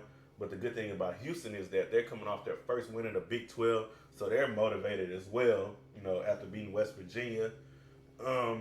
But yeah, defense is going to be the number one thing that Houston's going to have to stay on, to knock off UT. So tell me this, should they focus more on stopping the run or controlling the pass? Stopping the run. Because if you can stop the run, then the pass becomes predictable. You're looking at Brooks, he got 726 yards on the season, 6 TDs, so they love to run the ball. In comparison, Quinn Ewers, he's been putting up big numbers too, though. 1,700 yards, 11 TDs, 3 interceptions. In comparison to Donovan Smith, 1,600 yards, 13 TDs, 3 interceptions. So quarterbacks, I think they might be equal. Yeah, they might be pretty equal. Some things to consider: Donovan Smith last year, he did beat UT at Texas Tech, So he know what he's So looking at. So he know what to do. Hogerson, he did beat UT the last time he was at West Virginia in 2018, or one of his last years. Okay. You know what I'm saying? He did beat UT. So we know what we looking at as far as the coaching. So he knows how to strategize Yeah. against them. It's just, can he come out here and get the players together to execute? It's Yeah. all about execution. Yeah, it's gonna be execution. It's gonna be execution all the way through, because I mean, looking at the rosters of both teams, UT obviously got the most talent. You know what I'm saying, between the two teams. They got more size than U of H. Not to say that they have more speed and athletes or whatever. You know, depending how you look at it. But UT is going to try to be dominant on the defense and the defensive line, because they're gonna have big boys. They're gonna have people that's 345 pounds and shit, at nose tackle and shit. Versus U of H, they're gonna have like 315, 305 offensive linemen. So our offensive linemen should be more agile. So maybe we just need to use them as like a pick and run like zone. So U of H relies more on speed, where UT relies more on power. Yeah, because UT, bro, when they get the ball, they gonna just try to run it right down U of H's throat. They gonna run it right down the middle. Because think about the stable of running backs that have come out of UT over the years. Yeah, Earl Campbell. You got Ricky Williams. You got Bijan Robinson. You got Jamal Charles. Cedric Benson. Like, besides Jamal Charles, every last one of them was a straight bruiser. Yeah. So, I mean, I'm going to expect the same thing out of UT this week, U of H has got to be ready on the defense. They have to, I'm going to tell you, if U of H, UT is good for turning the ball over. That's true. U of H got to make that play. When the chance is there, they have to make the play. If they can make the 2 or 3 plays that need to be made, on the defense to force turnovers, whether it's turnover on downs, forcing a fumble, interceptions, they got to make the play. And if UT is giving something on their defense, like as far as like, if we know we can run this slant and UT keep giving us the 5 yards, or we know we can run a screen and UT keep giving us the 10 yards. You better rock it till the wheels fall off. Yeah, rock it, bro, until the wheels fall off. Make the big play. I feel like this game right here, and I know this isn't U of H's game, but they're going to have to find a way to win a lot of the matchups in the trenches. They're going to have to. They don't really have a choice. That's why I said it's going to be more about if they can get brains. It's going to be about coaching at this point, because honestly, we're not going to be able to power run through UT, because we just don't have the offensive line to dominate their defensive line in size like that. But if we can do some zone run, bro, some one cuts and get back a couple men miss. And Steve Sarkisian, his thing, boy, he love them sweeps. He love them, them power eyes. He love all of that. Yeah. And this will be a game where we probably have to come out with a couple trick plays, and also come out with some zone blitz and put some pressure on Quinn Ewers as best as we can. Number 15, I need you to show up. Don't give up the big plays. Don't put all that pressure on him like that. Hey, they gonna put the pressure on him if I don't. I'm just talking. He gonna be on the field, and they gonna be talking to him and putting physical hands on him. That's true. I want him to just, take his time, be calm, and just understand, look, they gonna target you because of how you did last week. But use that to your advantage. Yep. Know when, read the offense. Make sure if they do, because they're going to try to run man. And if you in the slot, 9 times out of 10, they're going to try to find a way to just take you all the way out. Mm-hmm. And honestly, man, I'm just so excited for this game. I've been waiting on this game for 2 years now, ever since U of H been announced going into the Big 12. We finally get to take on our old Southwest Conference foe, and it's just a big deal. We ain't faced them since 2001. Where they dominated U of H, and U of H was on a winless season. That was the only time U of H ever went winless in the season when they had Dana Diamond. Now, man, that's the bad thing. This guy named Dana too. So, you know what I'm saying? Hopefully these two Danas don't have nothing similar in comparison as far as when we play UT. But well, he already got 3 wins on the season. But man, as far as like the UT thing go, he gonna come better prepared. You know what? I can accept the loss as long as it's a competitive loss. We better not lose by, what's the spread again? 23.5. I can't accept that, bro. U of H not getting blown out like that. It got to be like now, 7 points, bro. What I don't want them to do, I don't want them to come out stagnant either. No, come out there half-ass. Nah, you can't be stagnant. They can't come out there slow. U of H has to be aggressive, bro. They have to. Like, if it's 4th and 1, bro, go for it. Especially, like, if you in the right part of the field, bro, go for it. Are they allowed to do the tush push in college? Yeah. Tush push can happen in any part of football, high school, middle school. I was just trying to see nothing illegal about it. Because I'm just trying to figure out, like, if it's been going on that long, why are they making such a big deal out of it now? Nah, we got to do it. Anything we could do, bro, to get the next leg up on UT, we have to do it. Because if we don't, UT will win the game. It's gonna be a tough game. Hopefully, the Cougars fans really show up in this game because what they put on at West Virginia was really disappointing. No Cougar fans was really there like that. You know, it was some, but honestly, man, it was probably like 15 to 18,000 people at that game, bro. And for us to be jumping to the Big 12 and going against a conference team like West Virginia, you got to show up and do better than that. In this UT game, you definitely have to show up against UT because if we don't, they're going to fill our whole stadium with burnt orange. Oh, no. Let me tell you something. This game right here, you gonna see you might even see Matthew McConaughey at this one. There's gonna be a lot of people. There's gonna be a lot of people at this game, bro. This game ain't nothing. Like, you can say whatever you want about U of H, but let me tell you something. When we play teams like this, because that TCU game we was there. This game we gonna be there. Hey, U of H sold out the stadium supposedly. When they played Louisville, I was at that game, 42,000. It was a lot of people at that game, but even then, the stadium still had a lot of seats. Really? Open. Now, the capacity is 40,000, but they had 42,000 for Louisville. And I'm telling you, there was a lot of seats still open at the top, in the corners and stuff. Oh, it won't be a dry seat in And they didn't sell no standing only room tickets and stuff. This game, they're selling standing tickets only in this game. This will be the first time that this stadium will be really full to the brim, bro. To the brim. So that's why I was like, I gotta go to this game. This game gonna look like the World Series in Minute Maid Park, bro. Bro, I have to be there. And that was the main reason why I was like, man, I gotta live to see this one. Because we probably never play UT again for another 20 years. I gotta see this one. and see, this is the thing. I feel like this. If U of H beats UT, they'll really renew the rivalry because UT is going to feel like we got to beat U of H. Because one thing, it's about recruiting. And you know how many, bro, they said it was like over 250-some recruits at their UT-TCU game. Really? Yeah. So just imagine how many recruits is going to be at this UT and U of H game. You know what? I mean, I say UT-TCU. I meant to say U of H and TCU game.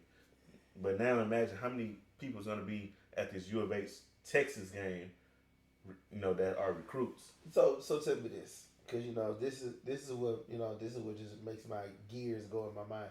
So if you invite recruits to a game, but you're not favored to win the game, but you show up, does that appeal more to the recruit, or does the recruit feel like they should go to the other side? I wonder. It can go both ways because as a recruit, if you're looking for playtime, you're like, man, I can go out there and I can make a difference. Yeah. Or do you say, oh, maybe I need to retract and then try to go to the other team because they look way better and I want to be on a winning team? That's but I guess that more plays into like it's teenagers' mindset. Yeah, it's gonna come to teenagers' mindset. Where the school is at, because there's a lot of things that you can put in there. But you also gotta look at the depth chart, like you said. Like, shit, I could be a 5-star athlete, but yeah, I can go to UT, but I'm probably gonna be redshirted. But I can go to U of H and I probably play instantly, you know. And U of H is at that spot, and also right now you just like, man, Yeah, because let me see, U they of gonna, H. they gonna play somebody big every week. We gonna be on TV every week. Yeah, because let me see, U of H gives you the better, education. You gonna get more playing time. In You U get the of better. H. You get a better city, like city. You're in a better city. Yeah, Because Austin high.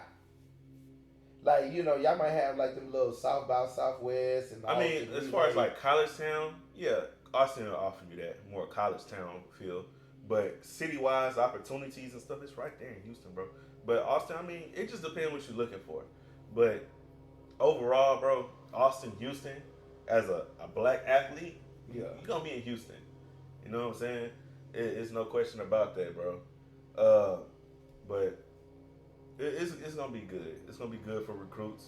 It's gonna really help U of H whether they win or lose, especially if they win, because not only do you know be the highlight of somebody that's there, but also the highlight of someone that's watching on TV, and now everybody sees U of H, and that just put them back on the map.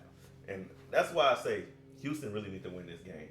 No. It'll help them monetary wise, but it'll also help them recruiting wise going into the next season. And Because if they it's win this too. game, bro, if they win this game, imagine how many people gonna be like, man, I'm transferring to U of H. Yeah. Because if he can do that with less, just imagine what he can do with more. Yeah. So yeah, I feel that. Because I always want to see like what do kids think about stuff like that when they look at stuff like that. Like even scouts. Like if you go to scout a player and the player had a bad game, do you still like put him on your draft board? Yeah, you would put him on your draft board. I mean, because you gotta see him more than one time. I mean, you're not gonna always have a great game, but also he might have had a bad game. But what did he do?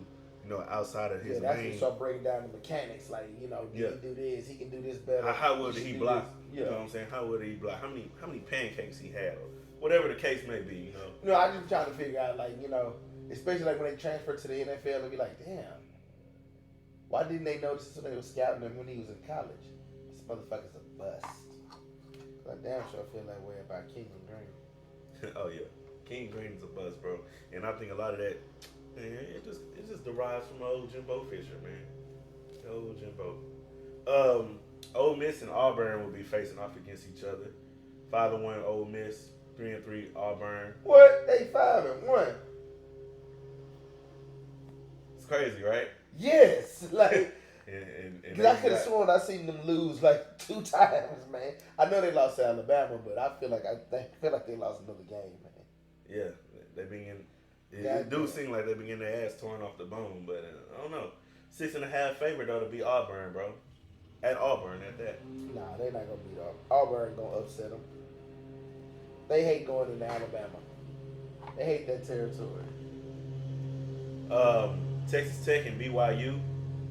BYU will try to get their first win of the Big 12 as well against Texas Tech. Man, it sounds like the lawnmower just in the room with us, boy. Bro.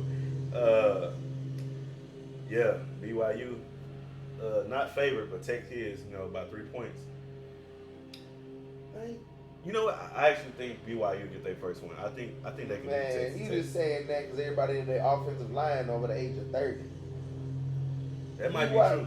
Man, look, I don't believe nothing good comes out of BYU after I see Zach Wilson play for the Jets.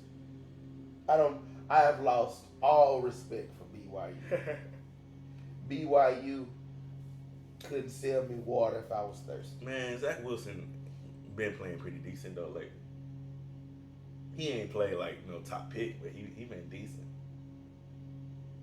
If y'all can see how I'm looking at my brother right now, he know he just straight he lied to me, bro. He didn't play good, bro. Yeah. The defense just showed up. Right. We'll get to that later. Yeah, we'll get to that. We'll get to that later. Hey, you got Duke and Florida State playing against each other. That's gonna be a good game. Duke is 5-1. Florida State is 6-0. Florida State favored by 14.5. You got Utah and USC. 5-1 Utah, 6-1 USC. USC favored by 7 points. You got Clemson and Miami, both 4-2. Clemson favored by by 3 points. It's some good games, bro.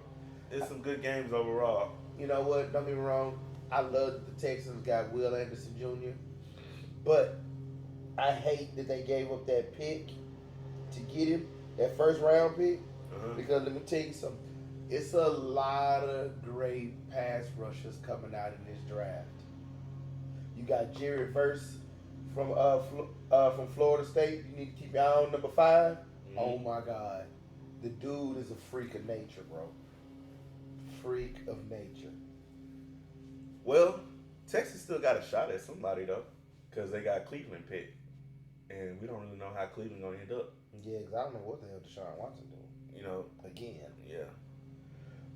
So if the Texans can at least get in the top 10, I'm telling you they can.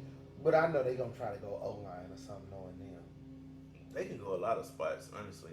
I mean, they could go defense, they could go O-line. I think it's gonna be about who's the best on the board at the time. Yeah, it could, because I feel honestly the way they looking right now. I know we talking about college, but just looking at, because right now is the time you really got to get the scouts together looking at these draft picks.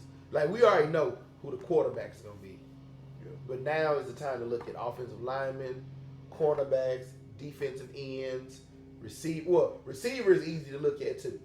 You already know the one from Washington is going to be highly touted. We already know Marvin Harrison Jr. Now I feel like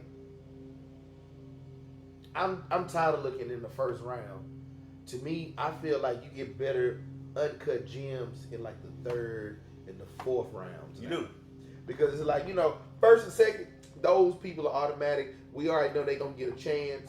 But I feel like the ones in the 3rd and 4th rounds, the people think like they just be like just spot fillers. Those are the ones that come out and really have the most impact. You know why? Because the 3rd and 4th round, it usually be players that come from schools like Rice, TSU, things like that have been explosive. And they've been having good college careers, but they just not at those big schools, so they kind of get overlooked. You know what I'm saying? Because a lot of people are upset that they overlook like Tank Dell and stuff like that, because he has been a lifesaver for the Texans. Yeah. Last couple things we gotta talk about college, and we're gonna move on. TSU, bro, they on a 2-win streak. Hold up. They beat Lincoln, California, which I didn't know a lot about. They beat them 52-7. That sounds like a high school. It does. Huh? They probably did beat up on a high school, in TSU. Then they beat Bethune-Cookman 34-31. Okay. Nice little squeak. Balling, you know what I'm saying? Who they play this week? They play Florida A&M. Now, I will say this: I've seen Florida A&M on TV. They've been looking pretty good. I heard they got a defense for your ass, bro. I'm gonna go ahead and say it. TSU probably gonna lose the game. You know what I'm saying? He just came out the gate. Florida A&M 5-1, TSU 2-4. Florida A&M is 4-0 in the conference. Looking at the teams that they have defeated, I really don't see TSU having much of a chance. Besides, at kickoff with 15 minutes on the clock. But hopefully, that was so wrong to say. Hopefully, you know what I'm saying, those 2 wins motivate TSU to do something, and they can go out there and be competitive. But right now, if I'm a betting man, bet on Florida A&M. Don't bet on TSU. Look to see TSU go 2-5. Outside of that, man, we got PV. PV is now 3-4, and HCU, Houston Christian University, dominated PV 30-0. That's what I like to hear. Hey, I did not expect that, but looking at the last 2 games, PV, they did beat Mississippi Valley State 31-12. They handled them, but then they backdoored and they lost to HCU. Next week, after they come off their bye week, PV, they will be at Florida A&M, so they'll be looking to get their next loss as well. You know what I'm saying? So that's what we're looking at between them 2 schools. Now, HCU, Houston Christian University, they're coming off a win. They're 3-4 as well, and their next game is against Texas A&M Commerce. and they're on a bye week currently as well, so they won't play until the 28th. Okay. Between the two schools, let's see what Texas A&M Commerce. Texas A&M Commerce is 1-5. ACU's 3-4. We're gonna treat them more like they're 2-4 because that Arkansas Baptist shit don't count, in my book. But, not at all. That shouldn't even be counted as a win.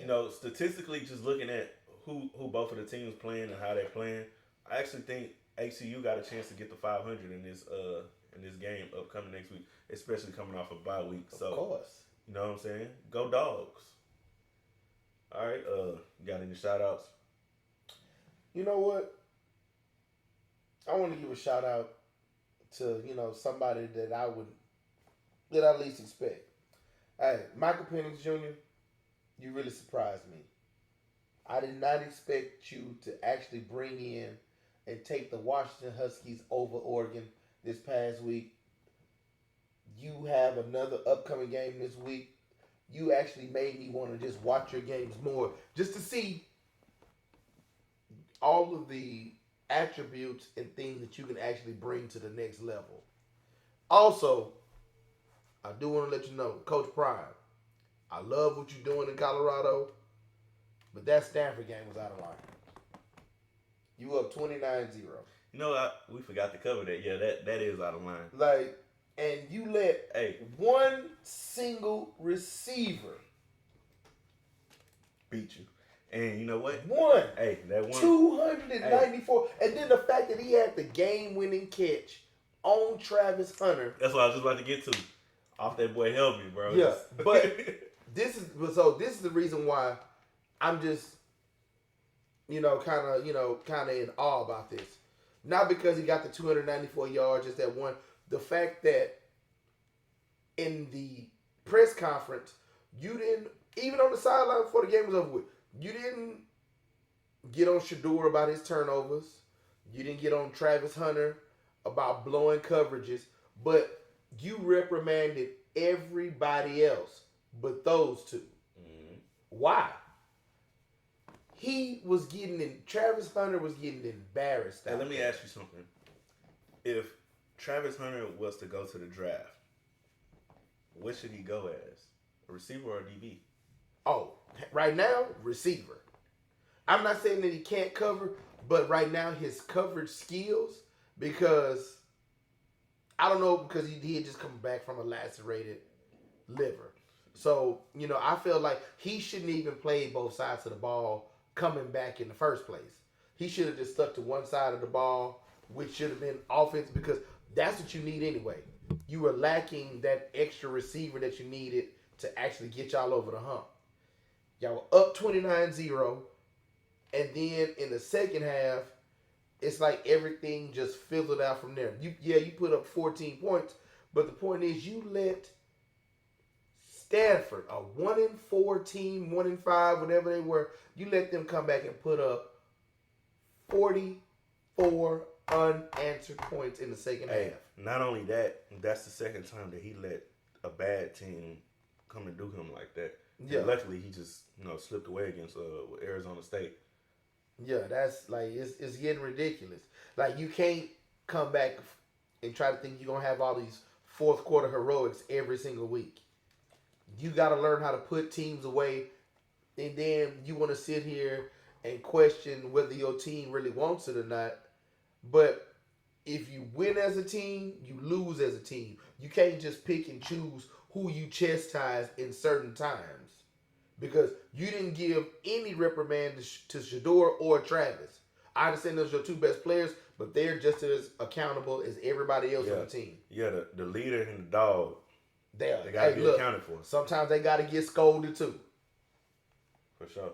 And I hope the week coming up when y'all play, I want you to hold everybody accountable instead of just picking and choosing. It's no time for favoritism, because favoritism creates division. Yeah, I think Colorado's on a bye this week, so hopefully they can get it together. I hope they in practice, and I hope they really just, because what he really needs to be working with is that damn offensive line. And the defensive line. Yeah, because I don't know what the hell that shit is. Because that Stanford quarterback was out there looking like the second coming of fucking Joe Montana out there. Because that shit was bullshit. Like, he just standing in the pocket, comfortable as hell, throwing it to one receiver. One.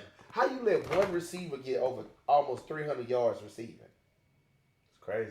Like, come on, It's man. crazy. Well, you know what he will be getting in the transfer portal? A true cornerback. No, what he need is a defensive end in that transfer portal. He need two of them. Like, no, he honestly he need a solid ass D tackle and a defensive end.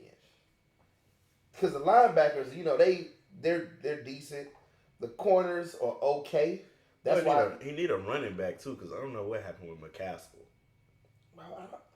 the offensive line trash. But he ain't playing. Oh, for real? He ain't playing. Oh, wow. Because he got a good corner. Like that freshman, he said it wasn't ready. And it's just the fact that Travis Hunter, they knew they couldn't throw to the other side. Excuse me. So they just went to the other side on Travis Hunter because he was coming back from that injury, and they exposed him. Yeah. Well, NFL. We have to rewind it back again. Week 5. Favorite time. But we're going to quickly go through this. Chicago got their first win against Washington, bro. 40-20. I just want to ask Ron Rivera what happened. Like, you know, you got all this hype about Sam Howell. You know, you got all these running backs. You claim every year you in the first 3 rounds you draft defense. Where is it at? Like, if you don't want Chase Young to play, just trade him, bro. Well, I'll tell you what happened. Justin Fields was Justin Fields. Yeah. And they opened up the scheme for him, and he actually, you know, got to prove why he was a top pick at QB. I think he had like 4 touchdowns, 1 interception, something like that. He did good on the ground too. That's what happened in that game. But still, everybody knows when you play Chicago, they only have 2 options. Justin Fields, DJ Moore. No offensive line. You should be able to execute this all day. You got pass rush, you got corners, you got linebacker. That front 7 should have been all over Justin Fields. Like Ron Rivera, you are a Super Bowl winning linebacker from the 85 Bears. You know defense. Like, where is it? Like, come on, man. They just had some mishaps in that game, bro. But, you know what? Your Jags showed out against Buffalo in London, man. 25-20 victory. Hey, we needed that victory. Because all Houston does is motivate us. Every time we lose to them the next week, they motivate us to be better. Well, I guess y'all was pretty motivated because Travis Etienne, 136 yards on the ground. That's pretty impressive against a solid Buffalo D-line for sure. Hey, you can tell that they really need Von Miller back for Buffalo. Yeah, what's the deal with him? He's still hurt? He's still hurt. Yeah, he might. But you know, he's older now, so you know he don't heal as quick. Bro. He might as well retire. Nah, he can still come back and add a spark. Yeah, we'll see. Man, Detroit, man, they kept looking like competitors, contenders, I want to say, against Carolina. Now, Carolina's not all that good. Bryce Young, he's looking pretty average at this point. But Detroit, bro, they looking like a real team right now. They beat Carolina 42-24. Man, you know what? I am one of those people who wrote off Jared Goff at one point. Because I'm like, bro, how can you not win when you have Cooper Kupp and all of these people? But then I forget, he did make it to the Super Bowl. Like, he has proven time and time again that he is and does belong in the NFL. Yeah. Goff he's an above average quarterback. Yeah. Now, is he the best quarterback in his division? Let's see. Jordan Love, Goff, Justin Fields, and who else is in that division? Kirk Cousins. Kirk Cousins. Statistically, right now he is, but on paper, you'd probably say Kirk Cousins is the best quarterback. But do we say Kirk Cousins is the best because of Justin Jefferson, or just because he actually is the best quarterback? See, that's the thing. See, when you have a great wide receiver, No, I would say statistically, on paper, Kirk Cousins is actually the better quarterback. But right now, Justin Jefferson is, making him seem like he is the better quarterback. I would say that. like They pretty much even, bro. like let's be real. Let's be real. When we talk about quarterbacks, like do you truly believe you need a top tier wide receiver to get the most out of? Well, you know what? I'm gonna say Jared Goff is the number one quarterback. The only reason I say that is because I think he would do better if he had Minnesota's offense versus Now, his offense right now in Detroit is pretty damn now good. Detroit does get Jameson But back too. I would say this: if he had Justin, what's his name? If he had Justin Jefferson, If he had Justin Jefferson, I think he'll be even better than Kirk Cousins in that situation. Man. Because the reason why I'm asking that, because I see Patrick Mahomes struggling, I see Mac Jones struggling. Speaking of Patrick Mahomes, they just got a new receiver. Well, they got their receiver back. McCole Hardman. He got traded back to the Cardinals. So now they get somebody that can play in space a little bit more. Man, that's a little speedy. That's horrible. I noticed a lot of old players going back. Hardman because I saw JC Detroit, right? No, McCole Hardman was with the Jets. Oh, with the Jets, yeah, that's right. And I saw J.C. Jackson went back to the Patriots from the Chargers. That's crazy too. Yeah, so maybe some things will improve for Mahomes, but looking at what McCole Hardman has been doing statistically, his career has been down compared to what he was doing when he was with the Chiefs, prior. Yeah, but that's crazy. I thought Sky Moore would step up this year. Ain't none of them dudes stepped up, bro. And I thought Kadarius Tony would actually be catching something after that first game. Only person that's been consistent is Travis Kelce. Yeah. In some ways. Hey, because Patrick Mahomes is looking like he's finna have a terrible year. And the crazy part is he ain't consistent though. And the crazy part about that too, just like with that Russell Wilson Jerry Jeudy situation. Everybody trying to make it seem like it's Jerry Jeudy, but you can't really tell. It's not Jeudy, bro. They just need to go ahead and blow that up. You know Damn, bro. They do. I mean, you could say that it's Sean Payton, but it's really not. It's just so. Tell me this. So the Broncos are 1-5 right now. They're not turning that around. Do you feel that they should draft Russell Wilson's successor?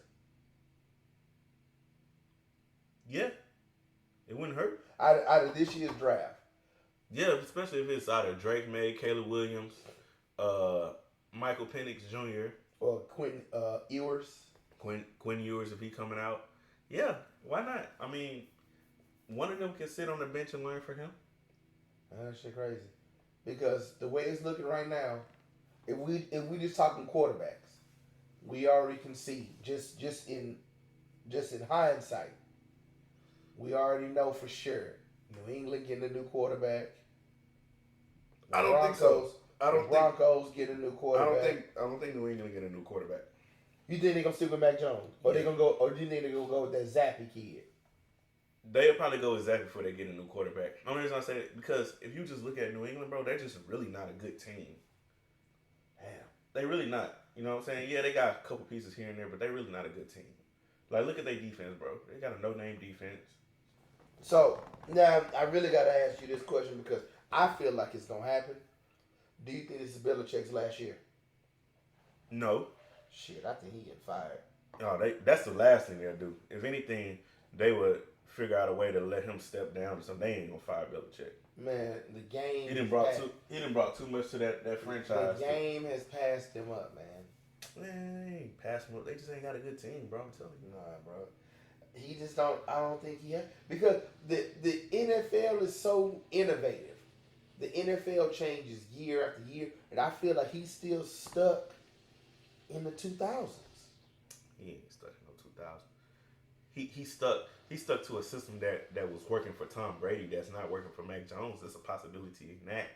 But So it worked. So you telling me it worked for Jimmy Garoppolo? It worked for what's the black quarterback that played for Washington that has been bounced around everywhere?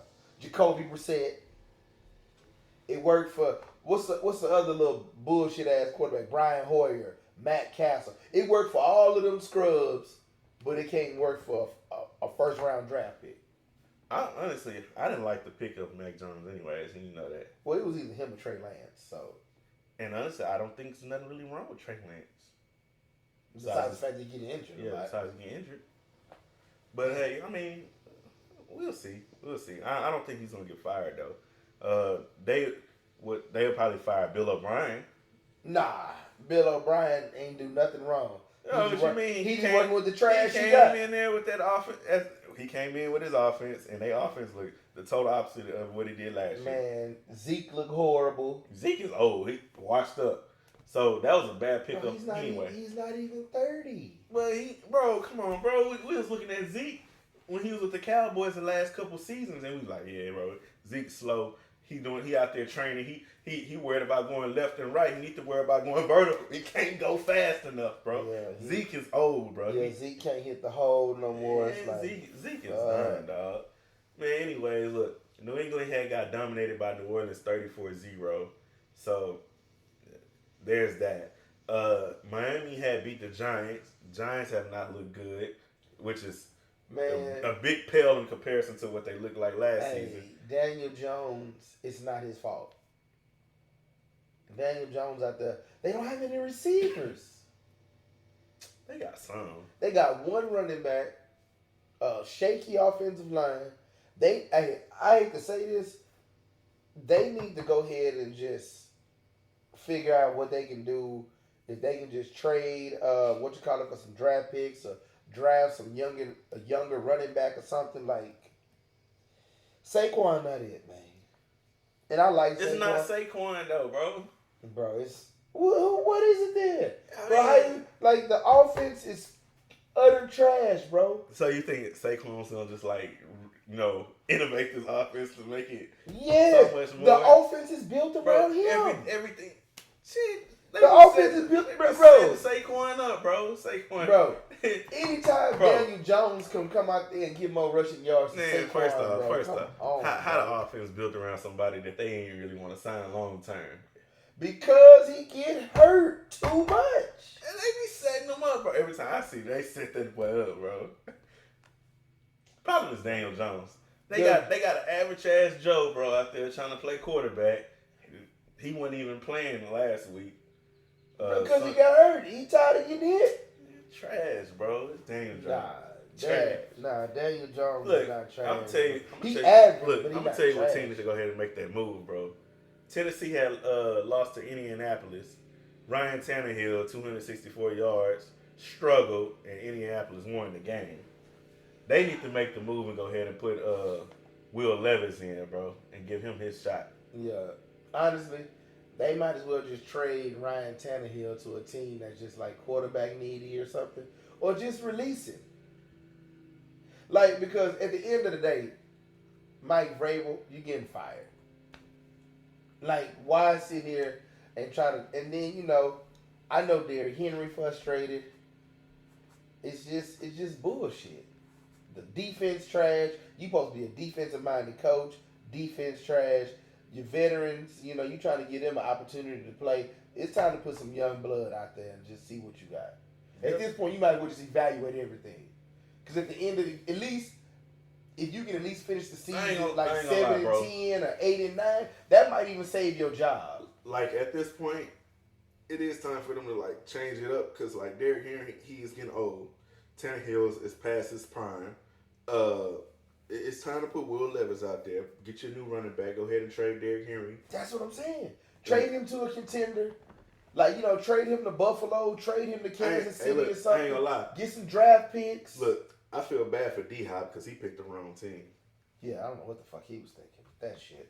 He picked the wrong team, bro. If that was the case, you should have went on and went back to the Texans. At least you would have got something better out of that. Oh, yeah. He would have been in a whole lot better position. You worried about money, bro, but you ruining your own legacy. You pushing yourself further and further out of Hall of Fame contention by continuing to play for these shitty ass teams, thinking that you gonna just be their savior. Yeah. Let that shit go. Hey, you know, the one team I didn't think the tush push was gonna work against was the LA Rams, and it sure hell did. Yeah, because Aaron Donald supposed to be in there just dominating that Aaron shit. Donald, he should have probably retired too when he was thinking about it. Nah, bro, don't say that. Man, boy, Philly was all over that D line, boy, with that tush push on their ass that week. I ain't gonna lie though, Jason Kelsey, that's a damn good center, bro. Yeah. That's a damn good center. Like people don't give people on the offensive line enough credit for the shit that they gotta go through. 23-14 victory for Philly. A.J. Brown played big, 127 yards. He's been doing that pretty consistently week in and week out. So far in this season, and he's been healthy. Hey, man, they finally shut my boy down. What was his name? What's his name? Puka? Puka Nacua? Yeah. Yeah, Shut him down. Hey, that's an awesome rookie. No, he's still going to be good. Joe Burrow turned it around. Looks like he's Finally. getting healthy. They won 34-20 against Arizona. Oh, man, it seemed like they played Hey, somebody. Arizona be playing hard, though. I give them that. Kansas City played Minnesota, won 27-20. That game was actually more competitive than I thought it was going to be. But Minnesota, Because they playing without Justin Jefferson. But Jordan Addison did step up. Minnesota needs a run game. I hate that they let go of Dalvin Cook. Yeah. But that shit ain't working. Yeah, that's their biggest issue. And don't they got somebody named Cook or something too? Is that a team with Cook? They got No, that's James Dalvin Cook. He played for Buffalo. Oh, And then you got Dalvin James I knew Cook somebody that had played for the Jets. another Cook or something. Dallas was. I don't even know how to. I don't have words to express how bad they got their ass whipped by 49ers. Hey man, hey, 42-10. Dak be. I don't know what the hell Dak be having going on in this. Hey, game. you know it's funny because Dak was all tomorrow. Oh yeah, that was last year. We passed that, you know, and this and that. No, you're not. No, you're not, bro. You still in the same dump. Dak is the problem right now with the Cowboys. Damn, bro, don't say. He that, is. They receivers ain't the. I mean, they probably could use another receiver. You know what I'm saying? But I mean, they got what's his name? They came from the Texans, Cook. Mm-hmm. Oh, Brandon Cook. Yeah, they got Brandon Cooks. They got CeeDee Lamb. They got Michael Gallup. Gallup. Yep. They still got Jake Ferguson at tight end. I don't really see that's the issue. I mean, They need another running back. Like, don't get me wrong, Tony Pollard is doing his part, but you need fresh legs, especially on those third down conversions. so why not figure out ways to get Deuce Vaughn the ball? I don't know, because Deuce Vaughn, especially like on a screen, that right there, that play should be money. Exactly, bro. That play should be money. Exactly. Because not only is he fast, he's agile, and he's small enough to really get in between the tackles and guard and just really go. So when we're talking about it now, it makes you think maybe it's Mike McCarthy. You think it's time for them to move on? Yeah, because last year they tried to blame Kellen Moore. Kellen Moore is having success in Los Angeles with the Chargers, but Mike McCarthy, another coach just like Bill Belichick, the game has passed them by. And regardless of the fact, I still feel the same way about Pete Carroll too. I don't know. I think Pete is doing all right though. He's doing better than expected, especially with the reemergence of what's his face? His Geno Smith. Geno Smith. That's still surprising to me. He's consistent again for another season. And you know what? Hey, Ty Bowles, I want to give you a shout out, bro. I thought y'all was going to be a bottom feeder this year. And y'all actually came out and you doing something with Baker Mayfield, proving a lot of naysayers wrong in that Buccaneer organization. But I hate to say this, it's time to move on. I know Mike Evans is having a hell of a season. You're not going to resign him. Let him go, bro. Get you some draft capital for that boy and try to improve the roster for next year too. Don't let this be no one hit wonder year, bro. Because I'm telling you, I hate to say this, you black, bro. They're going to fire you. They don't get your ass out of there. Damn, bro. You gonna put it like that? Straight up. Look, if he have a shitty season, he gone next year.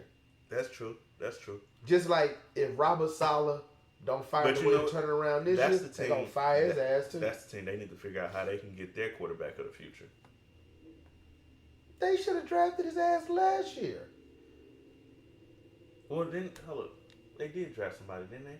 No, I think they drafted that trash dude like 2 years ago. I thought they drafted somebody else. I don't know. Well, Green Bay and Las Vegas played against each other. Vegas came out with the win 17-13. That was actually a pretty good game. Jimmy Garoppolo, 208 yards. He actually took care of the ball better than expected. Jordan Love was the one that was giving it up in that one. You know what? Week 1 had me so hyped about Jordan Love. And now that I see the rest of these games go, it's like, what the fuck is he doing? It's like, bro, like he not even trying. He trying to turn it over. He got that shit hands down. But as far as like anything else, like you got Christian Watkins. Like, but he just got him back though. You got 2 stud running backs. Like, come on, man. Like, you should be out there playing better than that. Now, don't get me wrong. They're not gonna fire the coach. I already know that. They love that dude. Yeah, but they'll go draft another quarterback before they fire him. Nah, they can't. They can't draft another quarterback yet because Jordan Love sat on the bench so long, bro. They gotta just see. But the way it's looking right now, my boy going out like what's the backup quarterback in San Francisco? The one that played for the Jets, and then he went to the Panthers. He's starting to fizzle out. He's starting to look like that boy right there, Sam Darnold. Oh, the boy starting to look like old Sam. Damn, I hope he be better than Sam Darnold. Man, Sam Darnold. I see ghosts. Man, why you doing like that, bro? I forgot all about that shit. What happened right there? Seeing ghosts. Man, bro, you can't never live that down. Yeah, that was hilarious. That right there was what really did his career in, bro. That's what made him a real backup right there. Seeing them ghosts. Week 6, bro. Green Bay is on a bye week. They need that for shit. week 6. Well, that was last week, and hopefully, yeah, like you said, they really needed Jordan Love. He probably can get a little bit more acclimated with the offense. Yeah, because he sometimes he look good, and sometimes he just be looking lost. Like if they not doing like an easy, like just 10 yard, you get the rack yards and stuff like that. It seems like he just really struggles with his accuracy, and that should be killing me because it's like, bro. You know what when that boy was at Nevada State or Nevada, whatever school he went to in Nevada. It was Nevada. It was Nevada. Man, that son of a bitch just throw that ball deep as hell, accurate. That boy sitting on the bench for 3 years. Now he ain't rusty. Whoo. Hey, yeah, the accuracy is really his biggest issue. I think that's why a lot of them balls get away from him and they ended up being interceptions. Yeah, he gonna have to improve on that for sure, bro. Thursday night was the Denver-Kansas City game. I expected Kansas City to easily beat Denver, which they did. 19-8. I think they tried to make it a little competitive, but it wasn't competitive enough to even sense the smell of victory for them. Let me tell you something. Steve Smith told the truth about Jerry Jeudy, bro. He's just an average receiver, bro. I'm not saying that he's bad, but I feel like whatever is going on in Denver, I feel like they need to just try to move on from him and just try to that whole team right there. What he should have did after after that other coach got fired, Sean Payton should have just wiped the slate clean. Yeah. He should have just been like, you know what, I'm gonna keep the defense, see what I can get there. But that offense, he should have just improved all the way. Like, no running back. You got no receivers. Your quarterback looks old as hell. Offensive line still trash. What is going on? You gonna lie, man. Supposed to be an offensive guru. That team making you look horrible. I would have never came out of retirement to coach some bullshit like that. The defense trash. You let these motherfuckers put up 70 points on you. Like, bro, the way it's looking right now, these boys going 1-16. Hey, like you said, quarterback. Oh, now I think it might be time for Russell Wilson to hang it up, dog. Man, bro, and when 10 years ago, I would have said you never would have thought that he'd look like that. Not like that. This. But then it also kind of make you think, like, do you think Russell's really just like a system quarterback? Like, you think that whatever system Man, have you watched the Marshawn? Have you watched the Marshawn Lynch things when he was at Club Shay Shay? Nah, but Marshawn Lynch said it himself, bro. He ain't talked to Russell Wilson. He said Russell Wilson always been a diva. Russell Wilson is a systematic quarterback, and he getting exposed now. That's why he sucked. Because he was in a system that catered to his needs because he can't really read defense, and the point is the system was so easy for him to really just thrive in because think about it. Russell Wilson didn't throw a lot of balls over 20 yards. Mm-hmm. That was all the receiving. And then he had some of the best receivers in the game. He had Deion Branch, Percy Harvin, DK Metcalf, Tyler Lockett. Like, when did he ever have a bad receiver on any team that he was quarterbacking? That's true. Until now. That's how you know Jerry Jeudy isn't really the quarterback. I mean, the receiver that everybody think he is. He's not. You got a point there, bro. I ain't really got much to say, but you got a point right there. Make you really think deep about Russell Wilson. Bro, he had everything. He had an offensive line. It's crazy. It's crazy because he had that success for so long, and then that's what I'm saying. He made that jump. Just to come and make that jump, and it's like really, and when you think about it, it's crazy because I can't really say Nathaniel Hackett got a bad rap because it's like the only thing Denver was missing was a quarterback. If you think about it, Nathaniel Hackett did get a bad rap because, and it's funny because Sean Payton was talking shit about Nathaniel Hackett, talking about how he put the worst team together and all that, worst coach team, and then it's funny because he went and lost. Bitch. He lost to Nathaniel Hackett, being the offensive coordinator, and also looking at Denver, they look even worse this year than they did last year. That's what I'm like. The fuck? And then and they talking all that shit in preseason, talking about we making great improvements. We're gonna play harder. Look, next thing you know, they done traded Randy Gregory. They didn't, they just all over the place. Yeah, that shit is in shambles. Tennessee lost again to Baltimore, 24-16. Hey, they actually could have won that game in London. They could have, because Derrick Henry showed up. I see, bro. 97 yards rushing. But when he don't show up, that is true. Only time he don't show up is when he got an injury. So, like we was just saying, it's time to make a change. It's time to make a change, bro. Like, gotta get Ryan Tannehill. I ain't gonna lie, Mike Vrabel. If you want to save your job, you gotta go ahead and do it, bro. Gotta make the change, man. You gotta put Will Levis in. Let's see what he got. See if he can wheel and deal the ball better than Tannehill because Tannehill is over the hill, and y'all not winning. Y'all on a 2-loss streak. So tell me this: if they put Will Levis in, should they still trade Derrick Henry or let Derrick Henry finish out the season? Well, if Will Levis come in and he's making better plays and the offense look better, I say keep Derrick Henry because then they might be able to go deep. They might get a little push. Yeah, they might be able to get us some push. They might get a little. But if he come in and he doing the same thing that he was doing, that Tannehill was doing, then you gotta go ahead and let Henry go. Because at this point, you just kind of wasting Derrick Henry's career. Yeah, he already 29. I think he turned 30. What, next year or this year?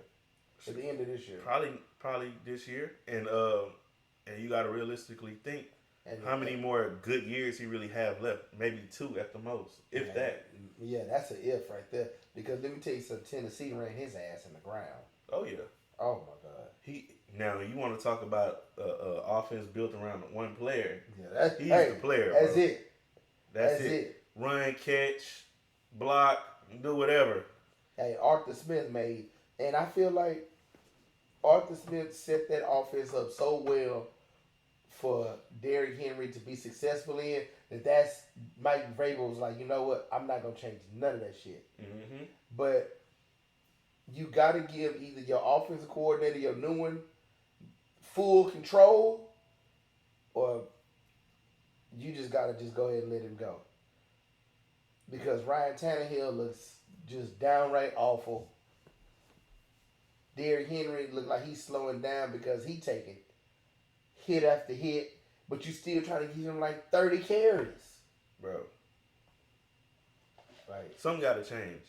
And you know, it's crazy that after all these years, they never really got another feature back to kind of like help compliment him. Yeah, like compliment I don't him. understand that. Like that's the crazy part about it. But that's why Tennessee is in the position they're in now, and the one chance they actually have to go, you know, deep.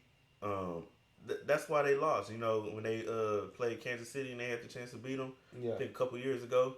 That's why they lost. Is they one dimensional, bro. Like you at least got to have you a scat back or somebody to compliment them, to do something different. You know, especially when you got a quarterback that's average at best.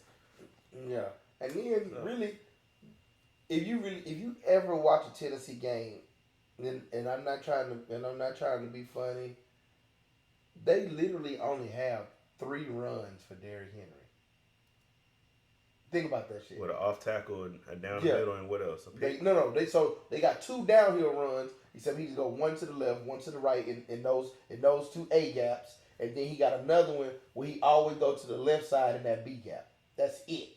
You don't never see him run like outside of the tackle. He always run in between the tackle and guard, or he run between both, like the center and the guard. That's it. Go back and look. That's because that's how he hurt his foot last year. That's all he do is run through those 3 holes. And then when I see him, they be getting his ass on the backfield. He be trying to fight for more. Because remember when he stiff armed Josh Norman, he didn't run to the outside like that. He had already reached the second level to try to get to the third level. Because most of the time, once he get through the trenches and he get past like a defensive end or a D tackle, the linebacker's not bringing him down. Yeah. So once he gets to that second level, hey, it's all over there. You got to try to just do the best you can. That's understandable. That's very understandable. Cincinnati got another win. They beat Seattle 17-13. Cleveland. Now, Cleveland beat San Francisco 19-17. P.J. Walker, Hey, PJ, man. Hold up, man. That boy went from the Roughnecks to the Panthers. Now that boy with the Browns, and he's still finding ways to win. And he did. You know what I'm saying? They got the field goal, got the victory. Hey, that shout to do a documentary on my boy. Deshaun Watson, bro. I don't think like. I don't think I know they say his rotator cuff is messed up or something. Nah, but you know what? Let me tell you something. If his rotator cuff really is messed up, that's possibly a career-ending injury. And the fact that you got to pay this dude $230 million and he did absolutely nothing, that's a Cleveland curse or something. So, like, we always talk about Bobby Lane and the curse he put on Detroit. Somebody put a curse on Cleveland in the quarterback room because it has been nothing but disappointment. Year after year. Since 2000, they've had 35 different quarterbacks. That's true. None of them have been successful no matter who they get. I think part of Cleveland issue is they get a lot of politically bad players. It's like just like the Raiders. Like the Raiders always make they draft bad or they get somebody that always got an issue or something. I think them kind of teams they put themselves in that kind of boat, bro. Yeah, because you knew what you was getting out of Deshaun. Yeah, he held out with the Texans and all that shit. He wanted to get paid. He did this little thing with the massages and all that kind of shit. But truly, honestly, bro, what did you really expect from Deshaun? I really didn't expect him to shine. I actually expected him to come out here and prove that he belongs back in the NFL. Because let me tell you something. He should be glad that he even got a chance to even come back. Because Ray Rice didn't get a chance. Yeah. But see, Ray Rice stuff is a little different though, because they had him on camera. But the man that he was accused of raping or sexually assaulting 24 women. Like, come on, bro. 24 women he paid to get some head from. But Ray Rice is a little different. They seen him on camera. They seen him smack the shit out of his fiance or whatever. Joe Mixon was able to come back and he hit that white girl in that bar. I don't know. Maybe Joe Mixon just had a better lawyer or something. I don't know, bro. It's interesting. It's interesting. I'll tell you that. But those are their cases. I wonder what Ray Rice is doing these days, though. Probably selling insurance. He might just be sitting at home on that paper. He might be. Nah, he probably spent all of that shit. Miami dominated Carolina, 42-21. They ought to be tired of getting their ass whooped. Hey, if I'm Brian Burns or something, I need to tell that boy, let me out of here, bro. You wasting my defensive ability. Send me to a contender, please. Carolina. I don't have to go to fucking Kansas City. Carolina probably about a good 2-3 years out now. At this point, after they done traded all they did for Bryce Young and that shit really set them back. And Bryce Young ain't really looking like he's supposed to. That boy supposed to come out gunning. Hey, but you know what? Indiana might be set back too because y'all beat them 37-20. Anthony Richardson is out for the season with season-ending surgery. Shoulder surgery. Right? He didn't got hurt every game that he didn't play in this year. Every game. Whether it was a concussion, it was a shoulder injury, it was something else. Like, dude's been hurt every game. Hey, that's another. I think Peyton Manning cursed them after he got traded from them. No, he got released, right? Peyton Manning got released. Oh yeah, he cursed him. But I really hope that everything works out for Anthony Richardson coming into year 2. But shit, we ain't really seen enough of him from year 1 to really just be, sitting on the positive side about things to really think that he gonna be. No, that's not true. Because we know the talent. He can make plays. The talent's there, but everything he really did was with his legs. Yeah, and that's what's getting him hurt. I didn't see him pass that much, but it's like, damn. I don't know, bro, but I'll tell you what, Gardner Minshew actually been looking pretty good. Yeah. And it's funny because when Gardner Minshew play, they win. When Richardson play, they lose. Except this one game where they played y'all. But yeah, I don't know, man. Richardson out for the season, people. That's a hard pill to swallow. You know what I'm saying? My Texans did their thing. New Orleans, they beat the hell out of New England the previous week. But they came into Houston thinking they was going to wreck shop, and it did not happen. Derek Carr got his shop wrecked. Houston did what they had to do with the 20-13 victory. I will say this, though. Hats off to Alvin Kamara. That boy played his ass off. I wish the Texans had him on their team because, man, the dude can catch. He can run. He play hard, and he play with 110% of effort every time. I mean, bro was trying. Yeah. But Blake Cashman was on that ass. Yeah. They was. Hey, I got to give a shout out to my boy, man. DeMeco Ryans has found a way to motivate this team to play above everything else that they hear in the media. Like, people like, oh, Robert Woods washed up. I don't even know why they signed him. Hey, that boy playing hard. Like, oh, man, they don't have anybody on their defense. They're not going to be good. They're going to be terrible. Hey, the defense stepping up, making plays, game after game. Hey, not only the defense, but even the offense. C.J. Stroud, he threw his first interception, and as soon as he threw the pick, Nico Collins forced the fumble. You know what I'm saying? Got the ball right back. Speaking of Nico, 4 receptions, 80 yards receiving. He played his ass off. Man, Nico really has just turned everything around, bro. Like, that boy, he looking like a true number 1 right now. He playing like he been working with Andre Johnson or something. Shit, he been working with somebody. He playing good. I like it. Yeah, he is playing really good. Another thing that we found out this week is that Devin Singletary might be getting more carries than Pierce moving forward because he's more comfortable behind the line. He takes his time. He picks his holes correctly. then he bursts through him.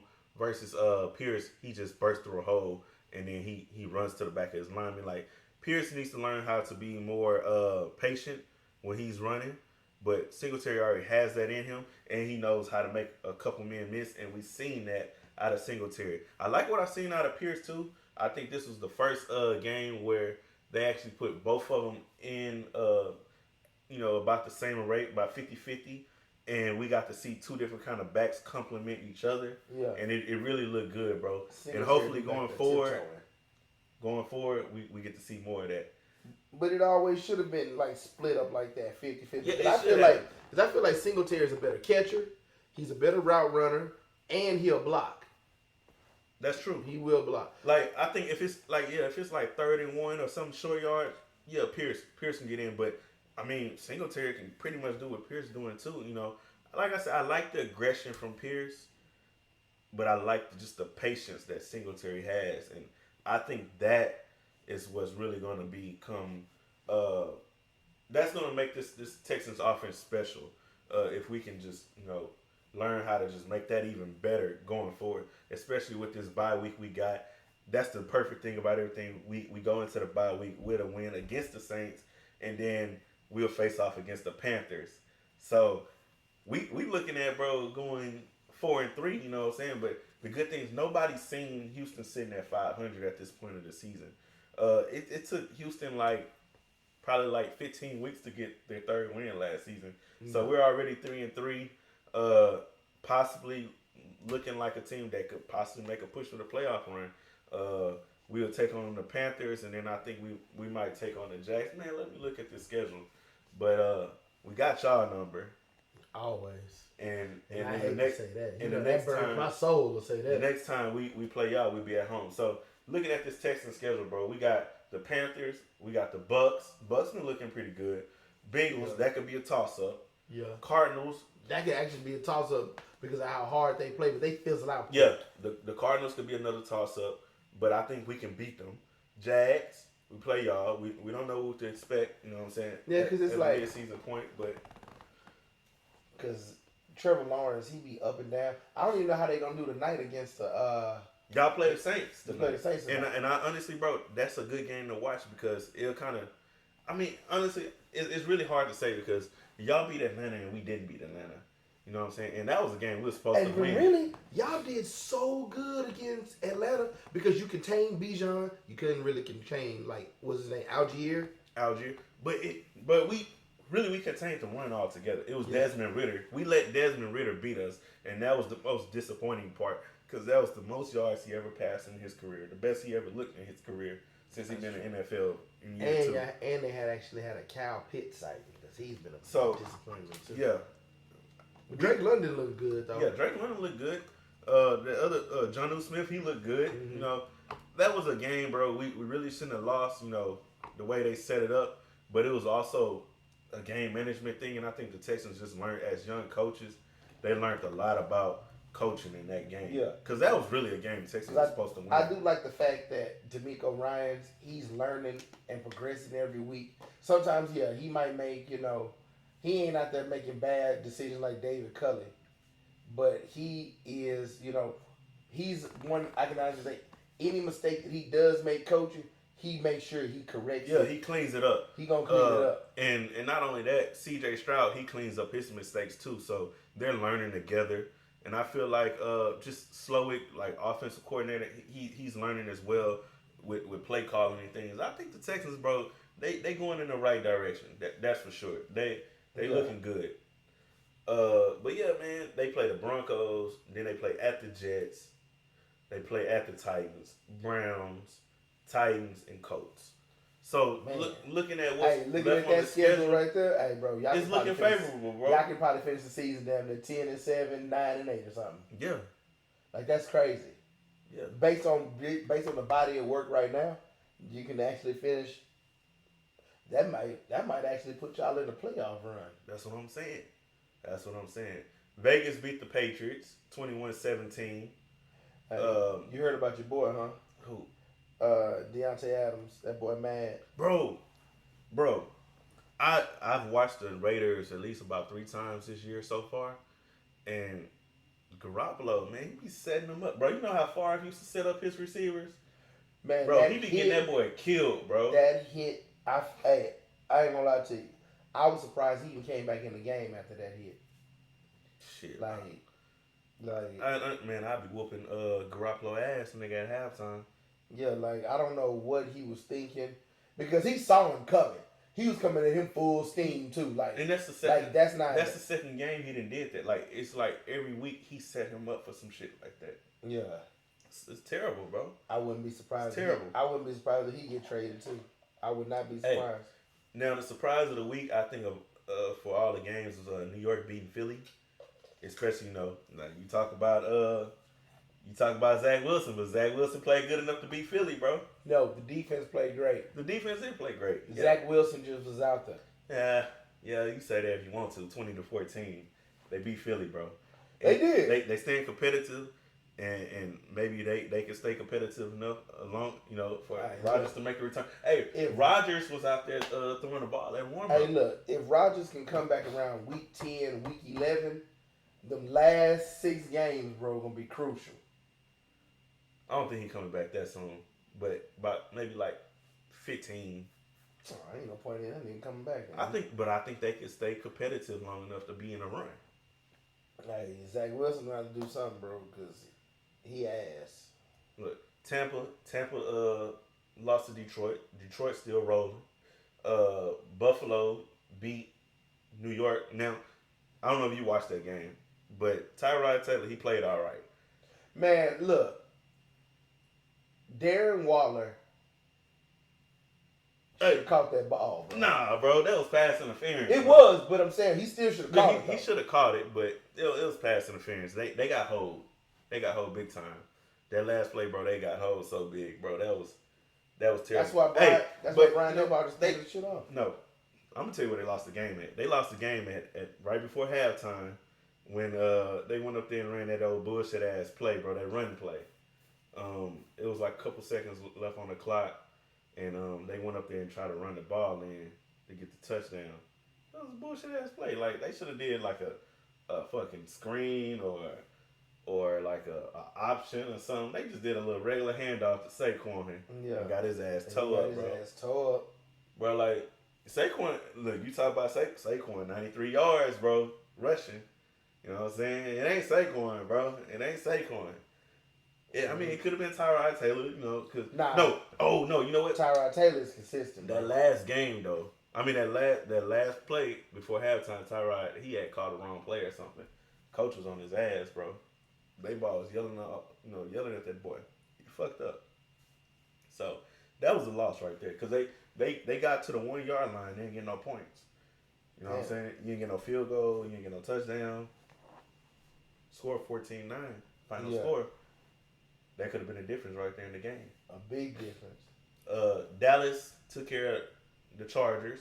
Barely. Yeah, barely. Dak was the leading rusher, 40 yards. CeeDee Lamb, he had a big game, 117. Hey, Michael Gallup had a big game too, though. Yeah. That was actually a pretty good game. A good little shootout. I had some bets on the game. I was disappointed, you know what I'm saying? Yeah, them over-unders on that game was really disappointing. Bro. Oh, you know what? I know we're going to talk about basketball next. Hey, shout out to the Las Vegas Aces. They won back-to-back titles. Shout out to them. No, I don't have nothing against WNBA other than that we don't have a team in Houston. So that's kind of why I just kind of overlooked them at this point. Because it's like, man, fuck the WNBA. Ain't got no team in Houston.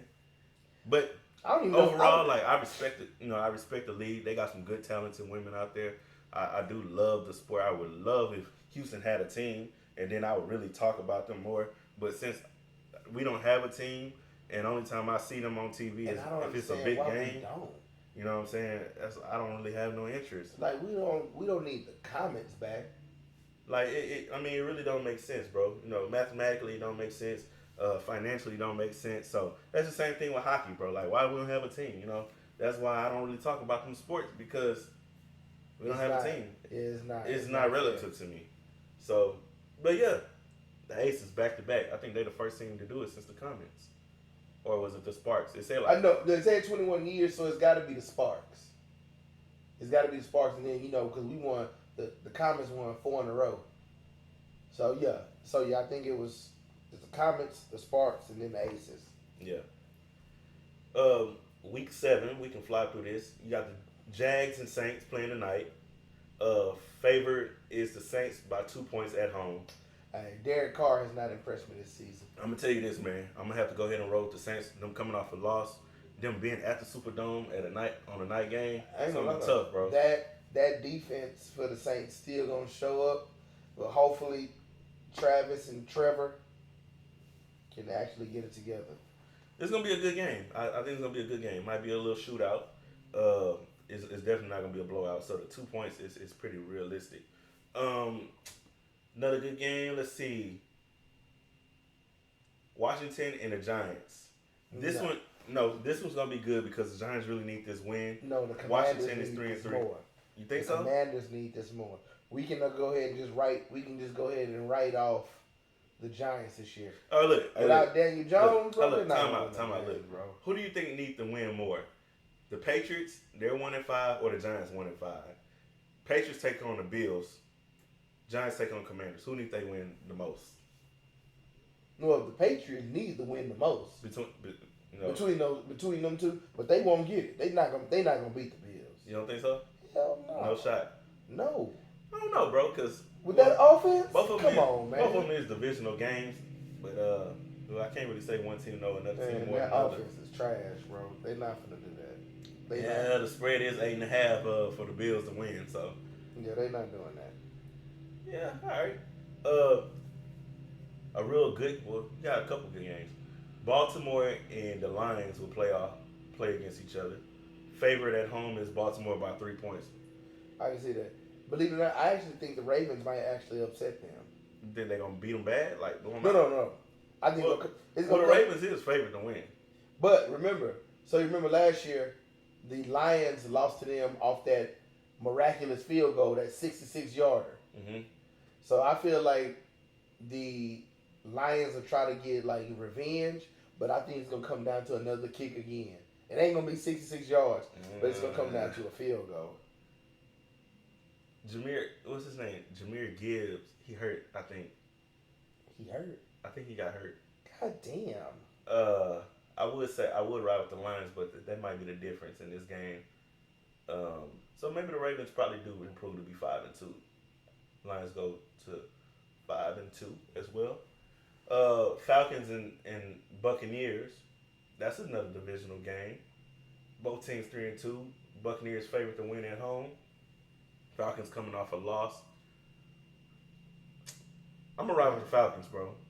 Hey, let me tell you something. The Falcons' offense is, man, I'm telling you, it's hell to even just get up. It's hell to stop that run. Yeah, because they coming at you at all different angles. But they hitting you with 2 running backs, a quarterback, and I'm talking about they hitting you with 2 power backs too. It's no scat back. Yeah. Arthur Smith set that shit up perfect. But Tampa do got a good defense though. That's true. That's so true. This game might lean towards Tampa though a little bit. The Steelers and Rams play against each other. That could be a good 3:00 game. It's gonna be a defensive game though. Yeah. Very low scoring. Always.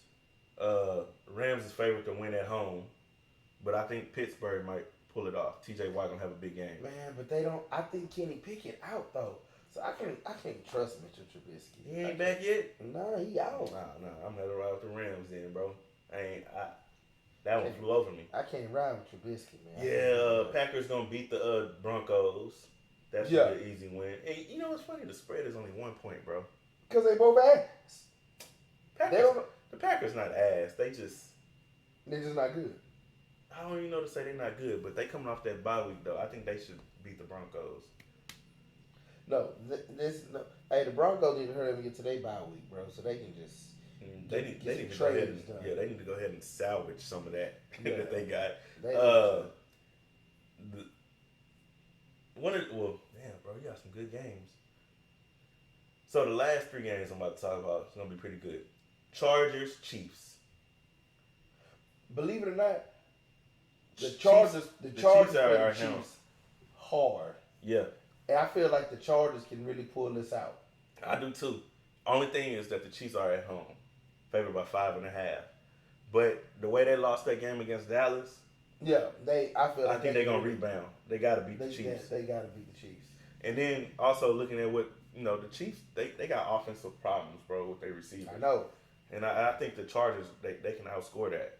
Because right now, Joey Bosa and Khalil Mack, man, they on a tear right now. Yeah, and and that's all you got to do. Mahomes. Yeah, that's all you got to do. Mahomes, Put some pressure on you can Mahomes. beat it. Yeah, because they don't have no receivers. Put right pressure now. on Mahomes. Chip Kelsey, Chargers win. Dolphins and Eagles though. What you think? Damn. Hey, That's Sunday night too. That's a good Sunday night matchup. Let me tell at least you. on paper. Damn, that's kind of hard to call because it's like The Eagles did come off that loss though. and I don't know much about the Dolphins' defense.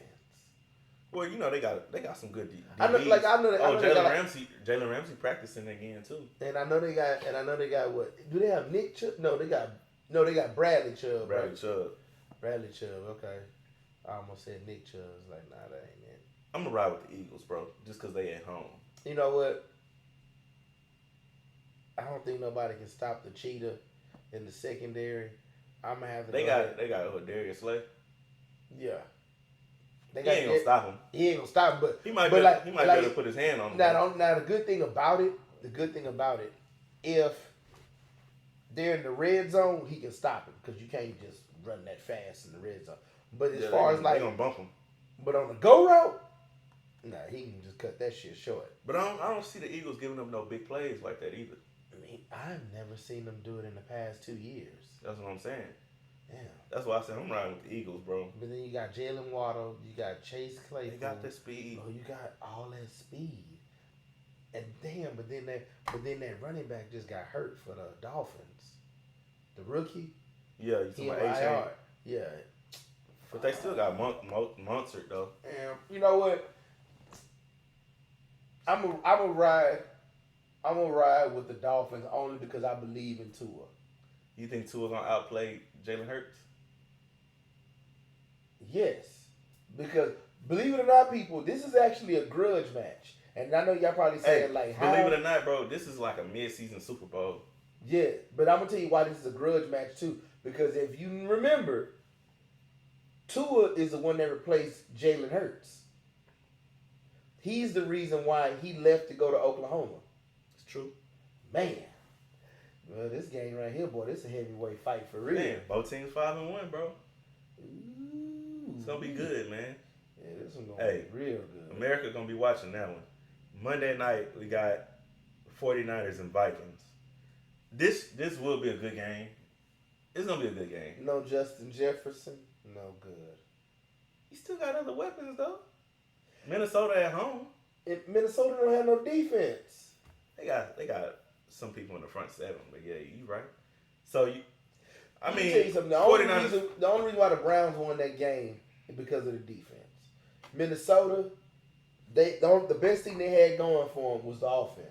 Now they just lost the number one offensive key. And you expect them to come out here against a 49ers defense and do what? Score a couple touchdowns. Shit. Now, I will say this. The only way the Vikings can win this game is if Christian McCaffrey, Deebo Samuel, and Trent Williams don't play. Because all of them are hurt. All they of them playing. hurt. They playing.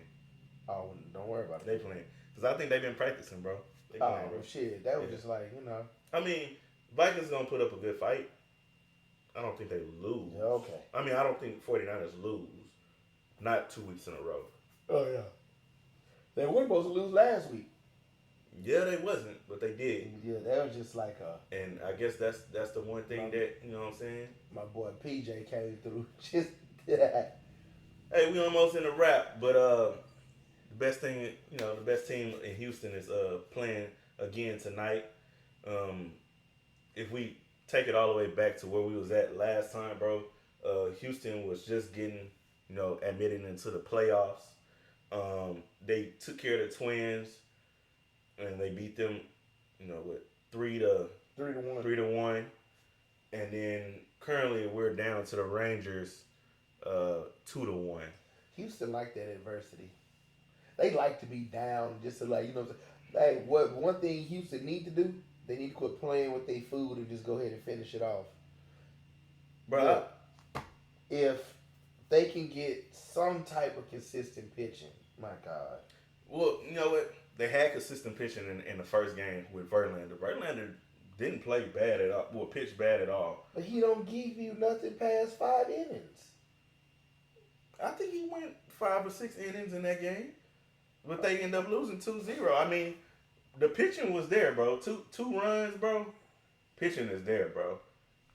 Houston should have been hitting in that game, regardless. You know what I'm saying? And the chances that they had, I think it was just one of them nights. That's the one thing about baseball. Baseball is a game you could really get lucky in, bro. The ball could just be hitting your way. It could roll the other way. A certain way. Yeah, and that's what kind of happened against the Rangers. And then the next game they had Framber. Now I'm gonna be honest, I don't trust Framber Valdez at all at this point, bro. Like, you know what I'm saying? He gave up too much, and it's like a lot of that shit is Dusty Baker, bro. Like he had the bases loaded, and you got McCormick coming up, and the announcer's just saying it like, yeah, McCormick is a very aggressive hitter, and he go up there, he just swinging at the woods, bro. Like the dude, he throwing it low and away. He just same pitch, same location, 3 times in a row, swing, swing, swing, you know, and he's out, and I think that right there is really what changed the game. At the end of that game, I know Altuve had a good hit, and it's crazy, bro, because you think about it, this game is a game the Astros supposed to win. We had 4 home runs, 4 solo hits. All we needed was a man on base. If somebody just got on base, you know what I'm saying? This game would have been a win in our column. You ain't kidding. You know what I'm saying? So it's managing, but it's also just sometimes it's just luck in baseball. But instead of McCormick, they should have had Mauricio Dubon batting that go round, and now finally they put him in game 3 against the Rangers at home. I mean, well, away. Rangers was at home.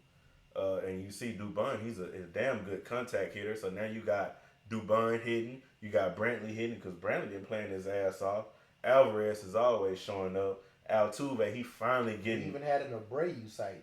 Bro, Abreu, yeah. He even showing up. Like, one thing I can say about Abreu, like, he knows he don't have the power to hit home runs consistently anymore, but he can still get you middle of the field. He can get on base. He can, you know, set up other runners. So that's what I expect from him right now. Like, all Dusty got to do is learn how to really just manage. Yeah, Dusty, as long as he's been managing, bro, he should be a much better in-game manager at this point. Yeah, and he's managed some great teams over the years, including this one. Yeah, and he just got a habit of keeping players in a little too long. Yeah, I hate to say that. That's why we lost against the Braves in the World Series. Yeah, because he like he never knows when to take the pitcher out, or when to pinch hit somebody. Like, you gotta know this. Like, I know you got trust in you and you love your player and shit, but sometimes you got to take them out. Sometimes in critical games, they can't work themselves out of a rut. That's why you're the manager, because they'll tell you anything. Like, oh, I can do it. Like, nah, my boy, you can't. What, they actually got the Rangers favorite to win tonight? So they got the Rangers favorite to win tonight. We got Jose Urquidy going up against Andrew Heaney. And that's what we're looking at. We looking at the Rangers favorite to win by 60%. And we got to see what we're going to do, bro, because I don't know what the lineup is tonight, but we got to see what the Astros. Do you think the Astros going to get the win tonight? Yes. I mean, they really don't have a choice. They really got to get this win, especially since they playing under 500 at home. So if possible, bro, the Astros, they need to win every game in Dallas or Arlington or whatever, and then try to still win at home. Wait a minute. So, hold on. Because we played 3 games in a row in Arlington, right? Yeah. Oh, they need to win all 3 of these. Yeah, they need to win all 3, so they'll go in 3-2, and then at home they need to still win to finish the Rangers off. Yeah, because the way it's looking, The Diamondbacks getting swept. I don't know. I don't know, bro. Looking at the Diamondbacks, man, you know, they are down 2-0, but they finally at home, so they got their 3-game stretch now. Or at least 2 games right now. But I mean, Philly's our favorite to win. I don't really know too much about the Diamondbacks. I know they had a solid season, but I don't really know what to expect out of them. And you got Ranger Suarez going up against Brandon Fatted or something, or Patted. Not too sure who either one of them guys is, but shit. We're going to figure it out in the upcoming weeks. Yeah. We're going to figure out a lot, but I can tell you one thing. The Phillies still looking like the Phillies from last year. That's for sure. Probably even a little bit better. Chemistry has improved, so I feel like they're a little bit better. Yeah. Now, are they good enough to win the World Series? No. I don't know. Depending who they face.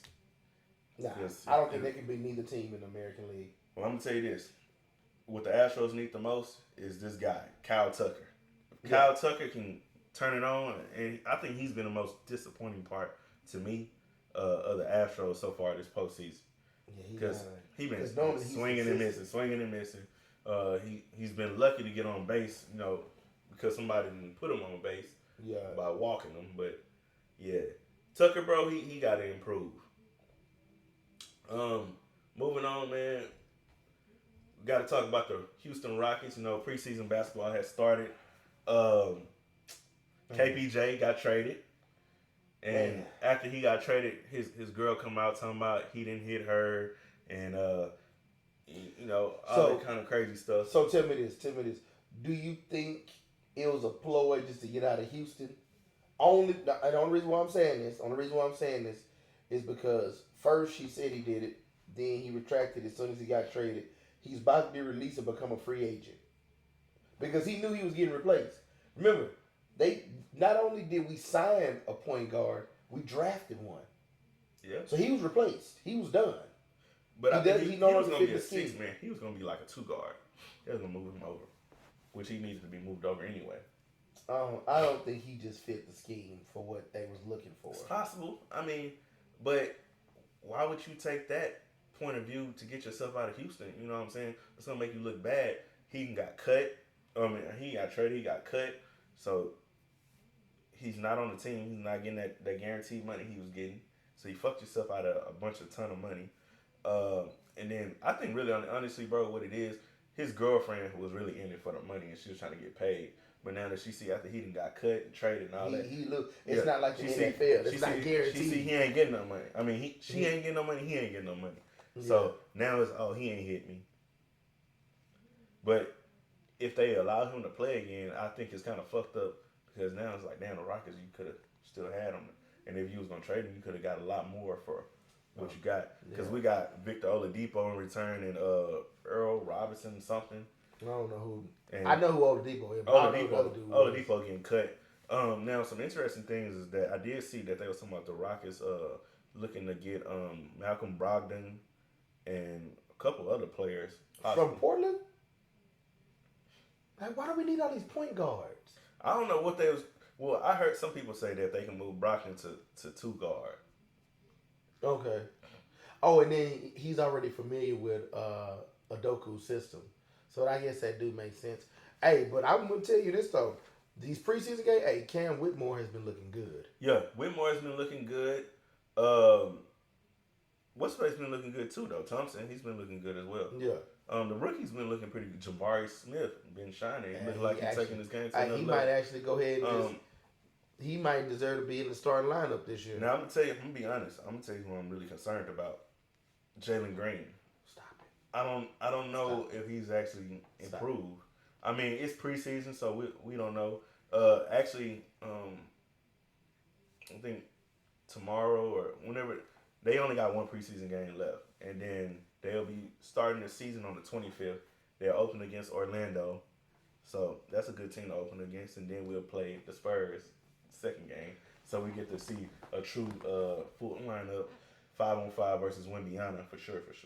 So when does this tournament thing actually start? In the middle of the season? Because you know that now they do that little The little tournament NBA starts soon. I think it's. I mean, you could say middle of the season, but it's more beginning of the season. I think it started in November. Okay, because I was wondering, like, what's the middle of the season in the NBA? Like January, December? Let's see. See if we got any idea. They probably don't even tell us yet. But yeah, that tournament starts soon, bro. Like, I think it's November or something like that. Whenever they do the little. And it's kind of weird how they're going to do it. Because I guess they're going to have, like, a game one week. And then they have another game, like, against another team, like, days and days later against, I guess that's how they're doing the tournament. It's not just, like, they not blocking out the whole schedule for the tournament. But, so, my thing about the tournament, are they adding additional games or are they including that into the 82? Man, look. It's still going I think it's still going to be an 82 game season. Because, hey, we can't even get the stars to play 82 games. So I know damn well they ain't finna add no extra games. With all the new rules and stuff, though, they going to have them stars playing as long as they healthy. Yeah. There's really not much to say about the NBA besides, Except like, who looks good. Well, we can always go like this. So, looking at the rosters that are in place now, as of right now, who do you see coming out of the East and who do you see coming out of the West?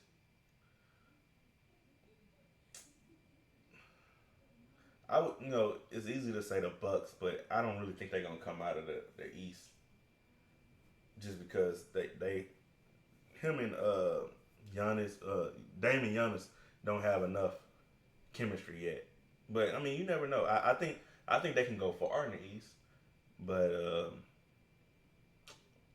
probably Miami again.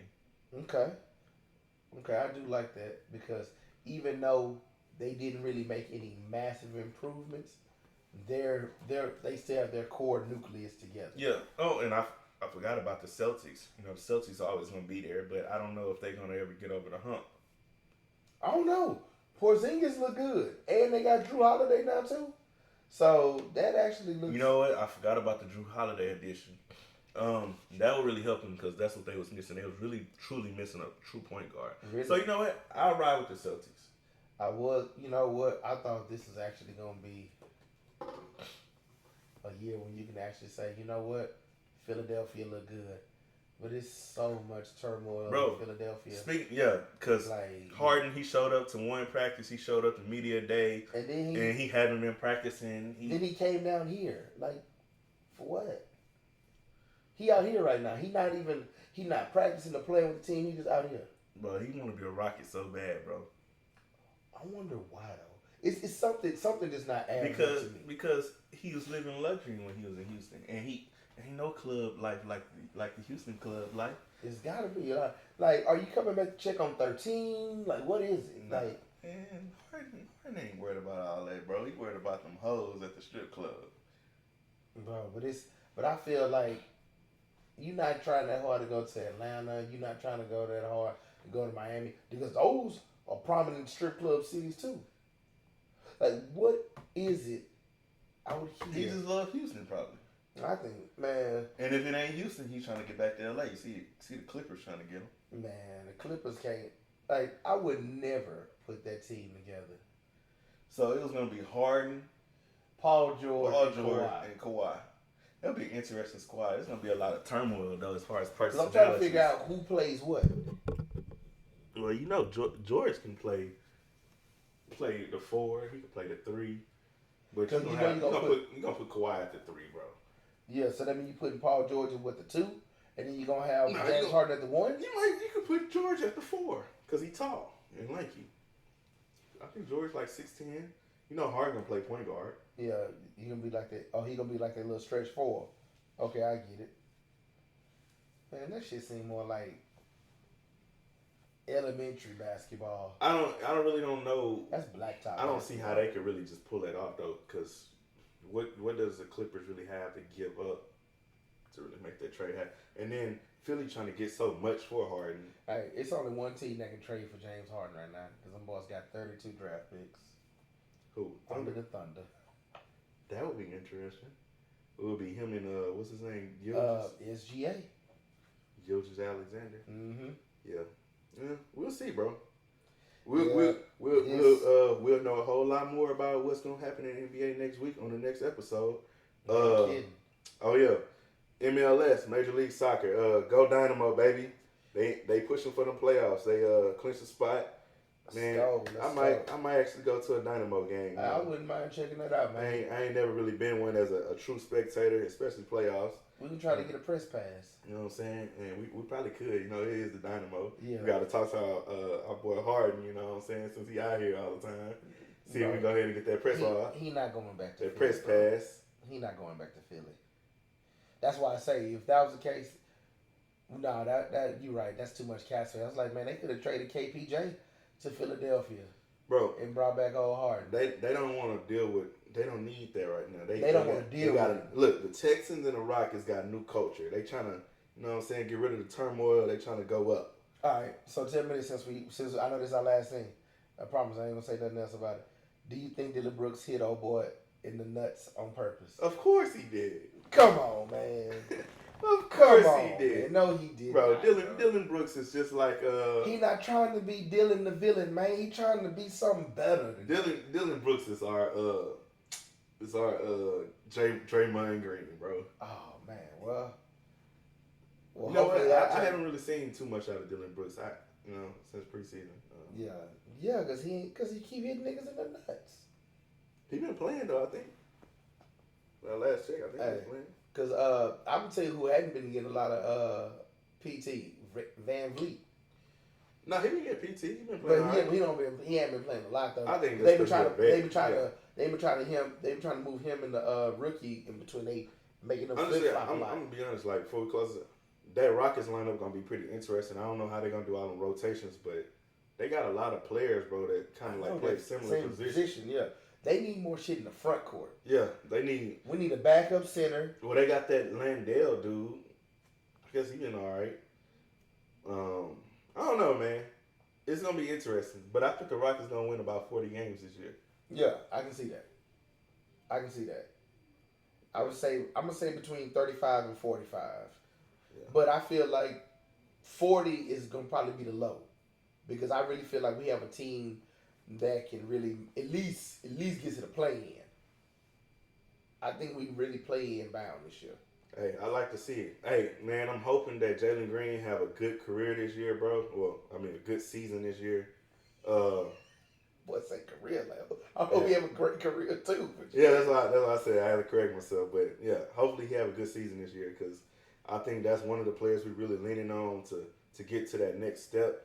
But I tell you one thing. Sengun, he there, bro. Yeah, he there. He the star player. He the true star. He's there. I think him and Van Vliet, they gonna have some nice little rotation pick and play. Yeah. This is the time we need to do a whole bunch of ISO, pick and roll, things like that.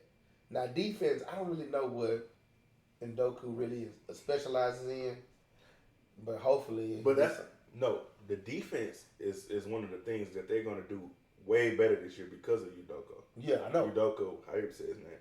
Yeah, I think so too. That's the one. I even seen that in preseason. That their defense, they playing a whole lot better on defense. Whole lot better. But appreciate it, people. Thank you for listening. I know it's been a long episode today. Right. We had a whole lot to cover. Too bad I'm not splitting this episode for y'all, so y'all better listen to it all the way through. We hit a lot of good topics. Trust me, you'll enjoy it. Yeah, we hit everything.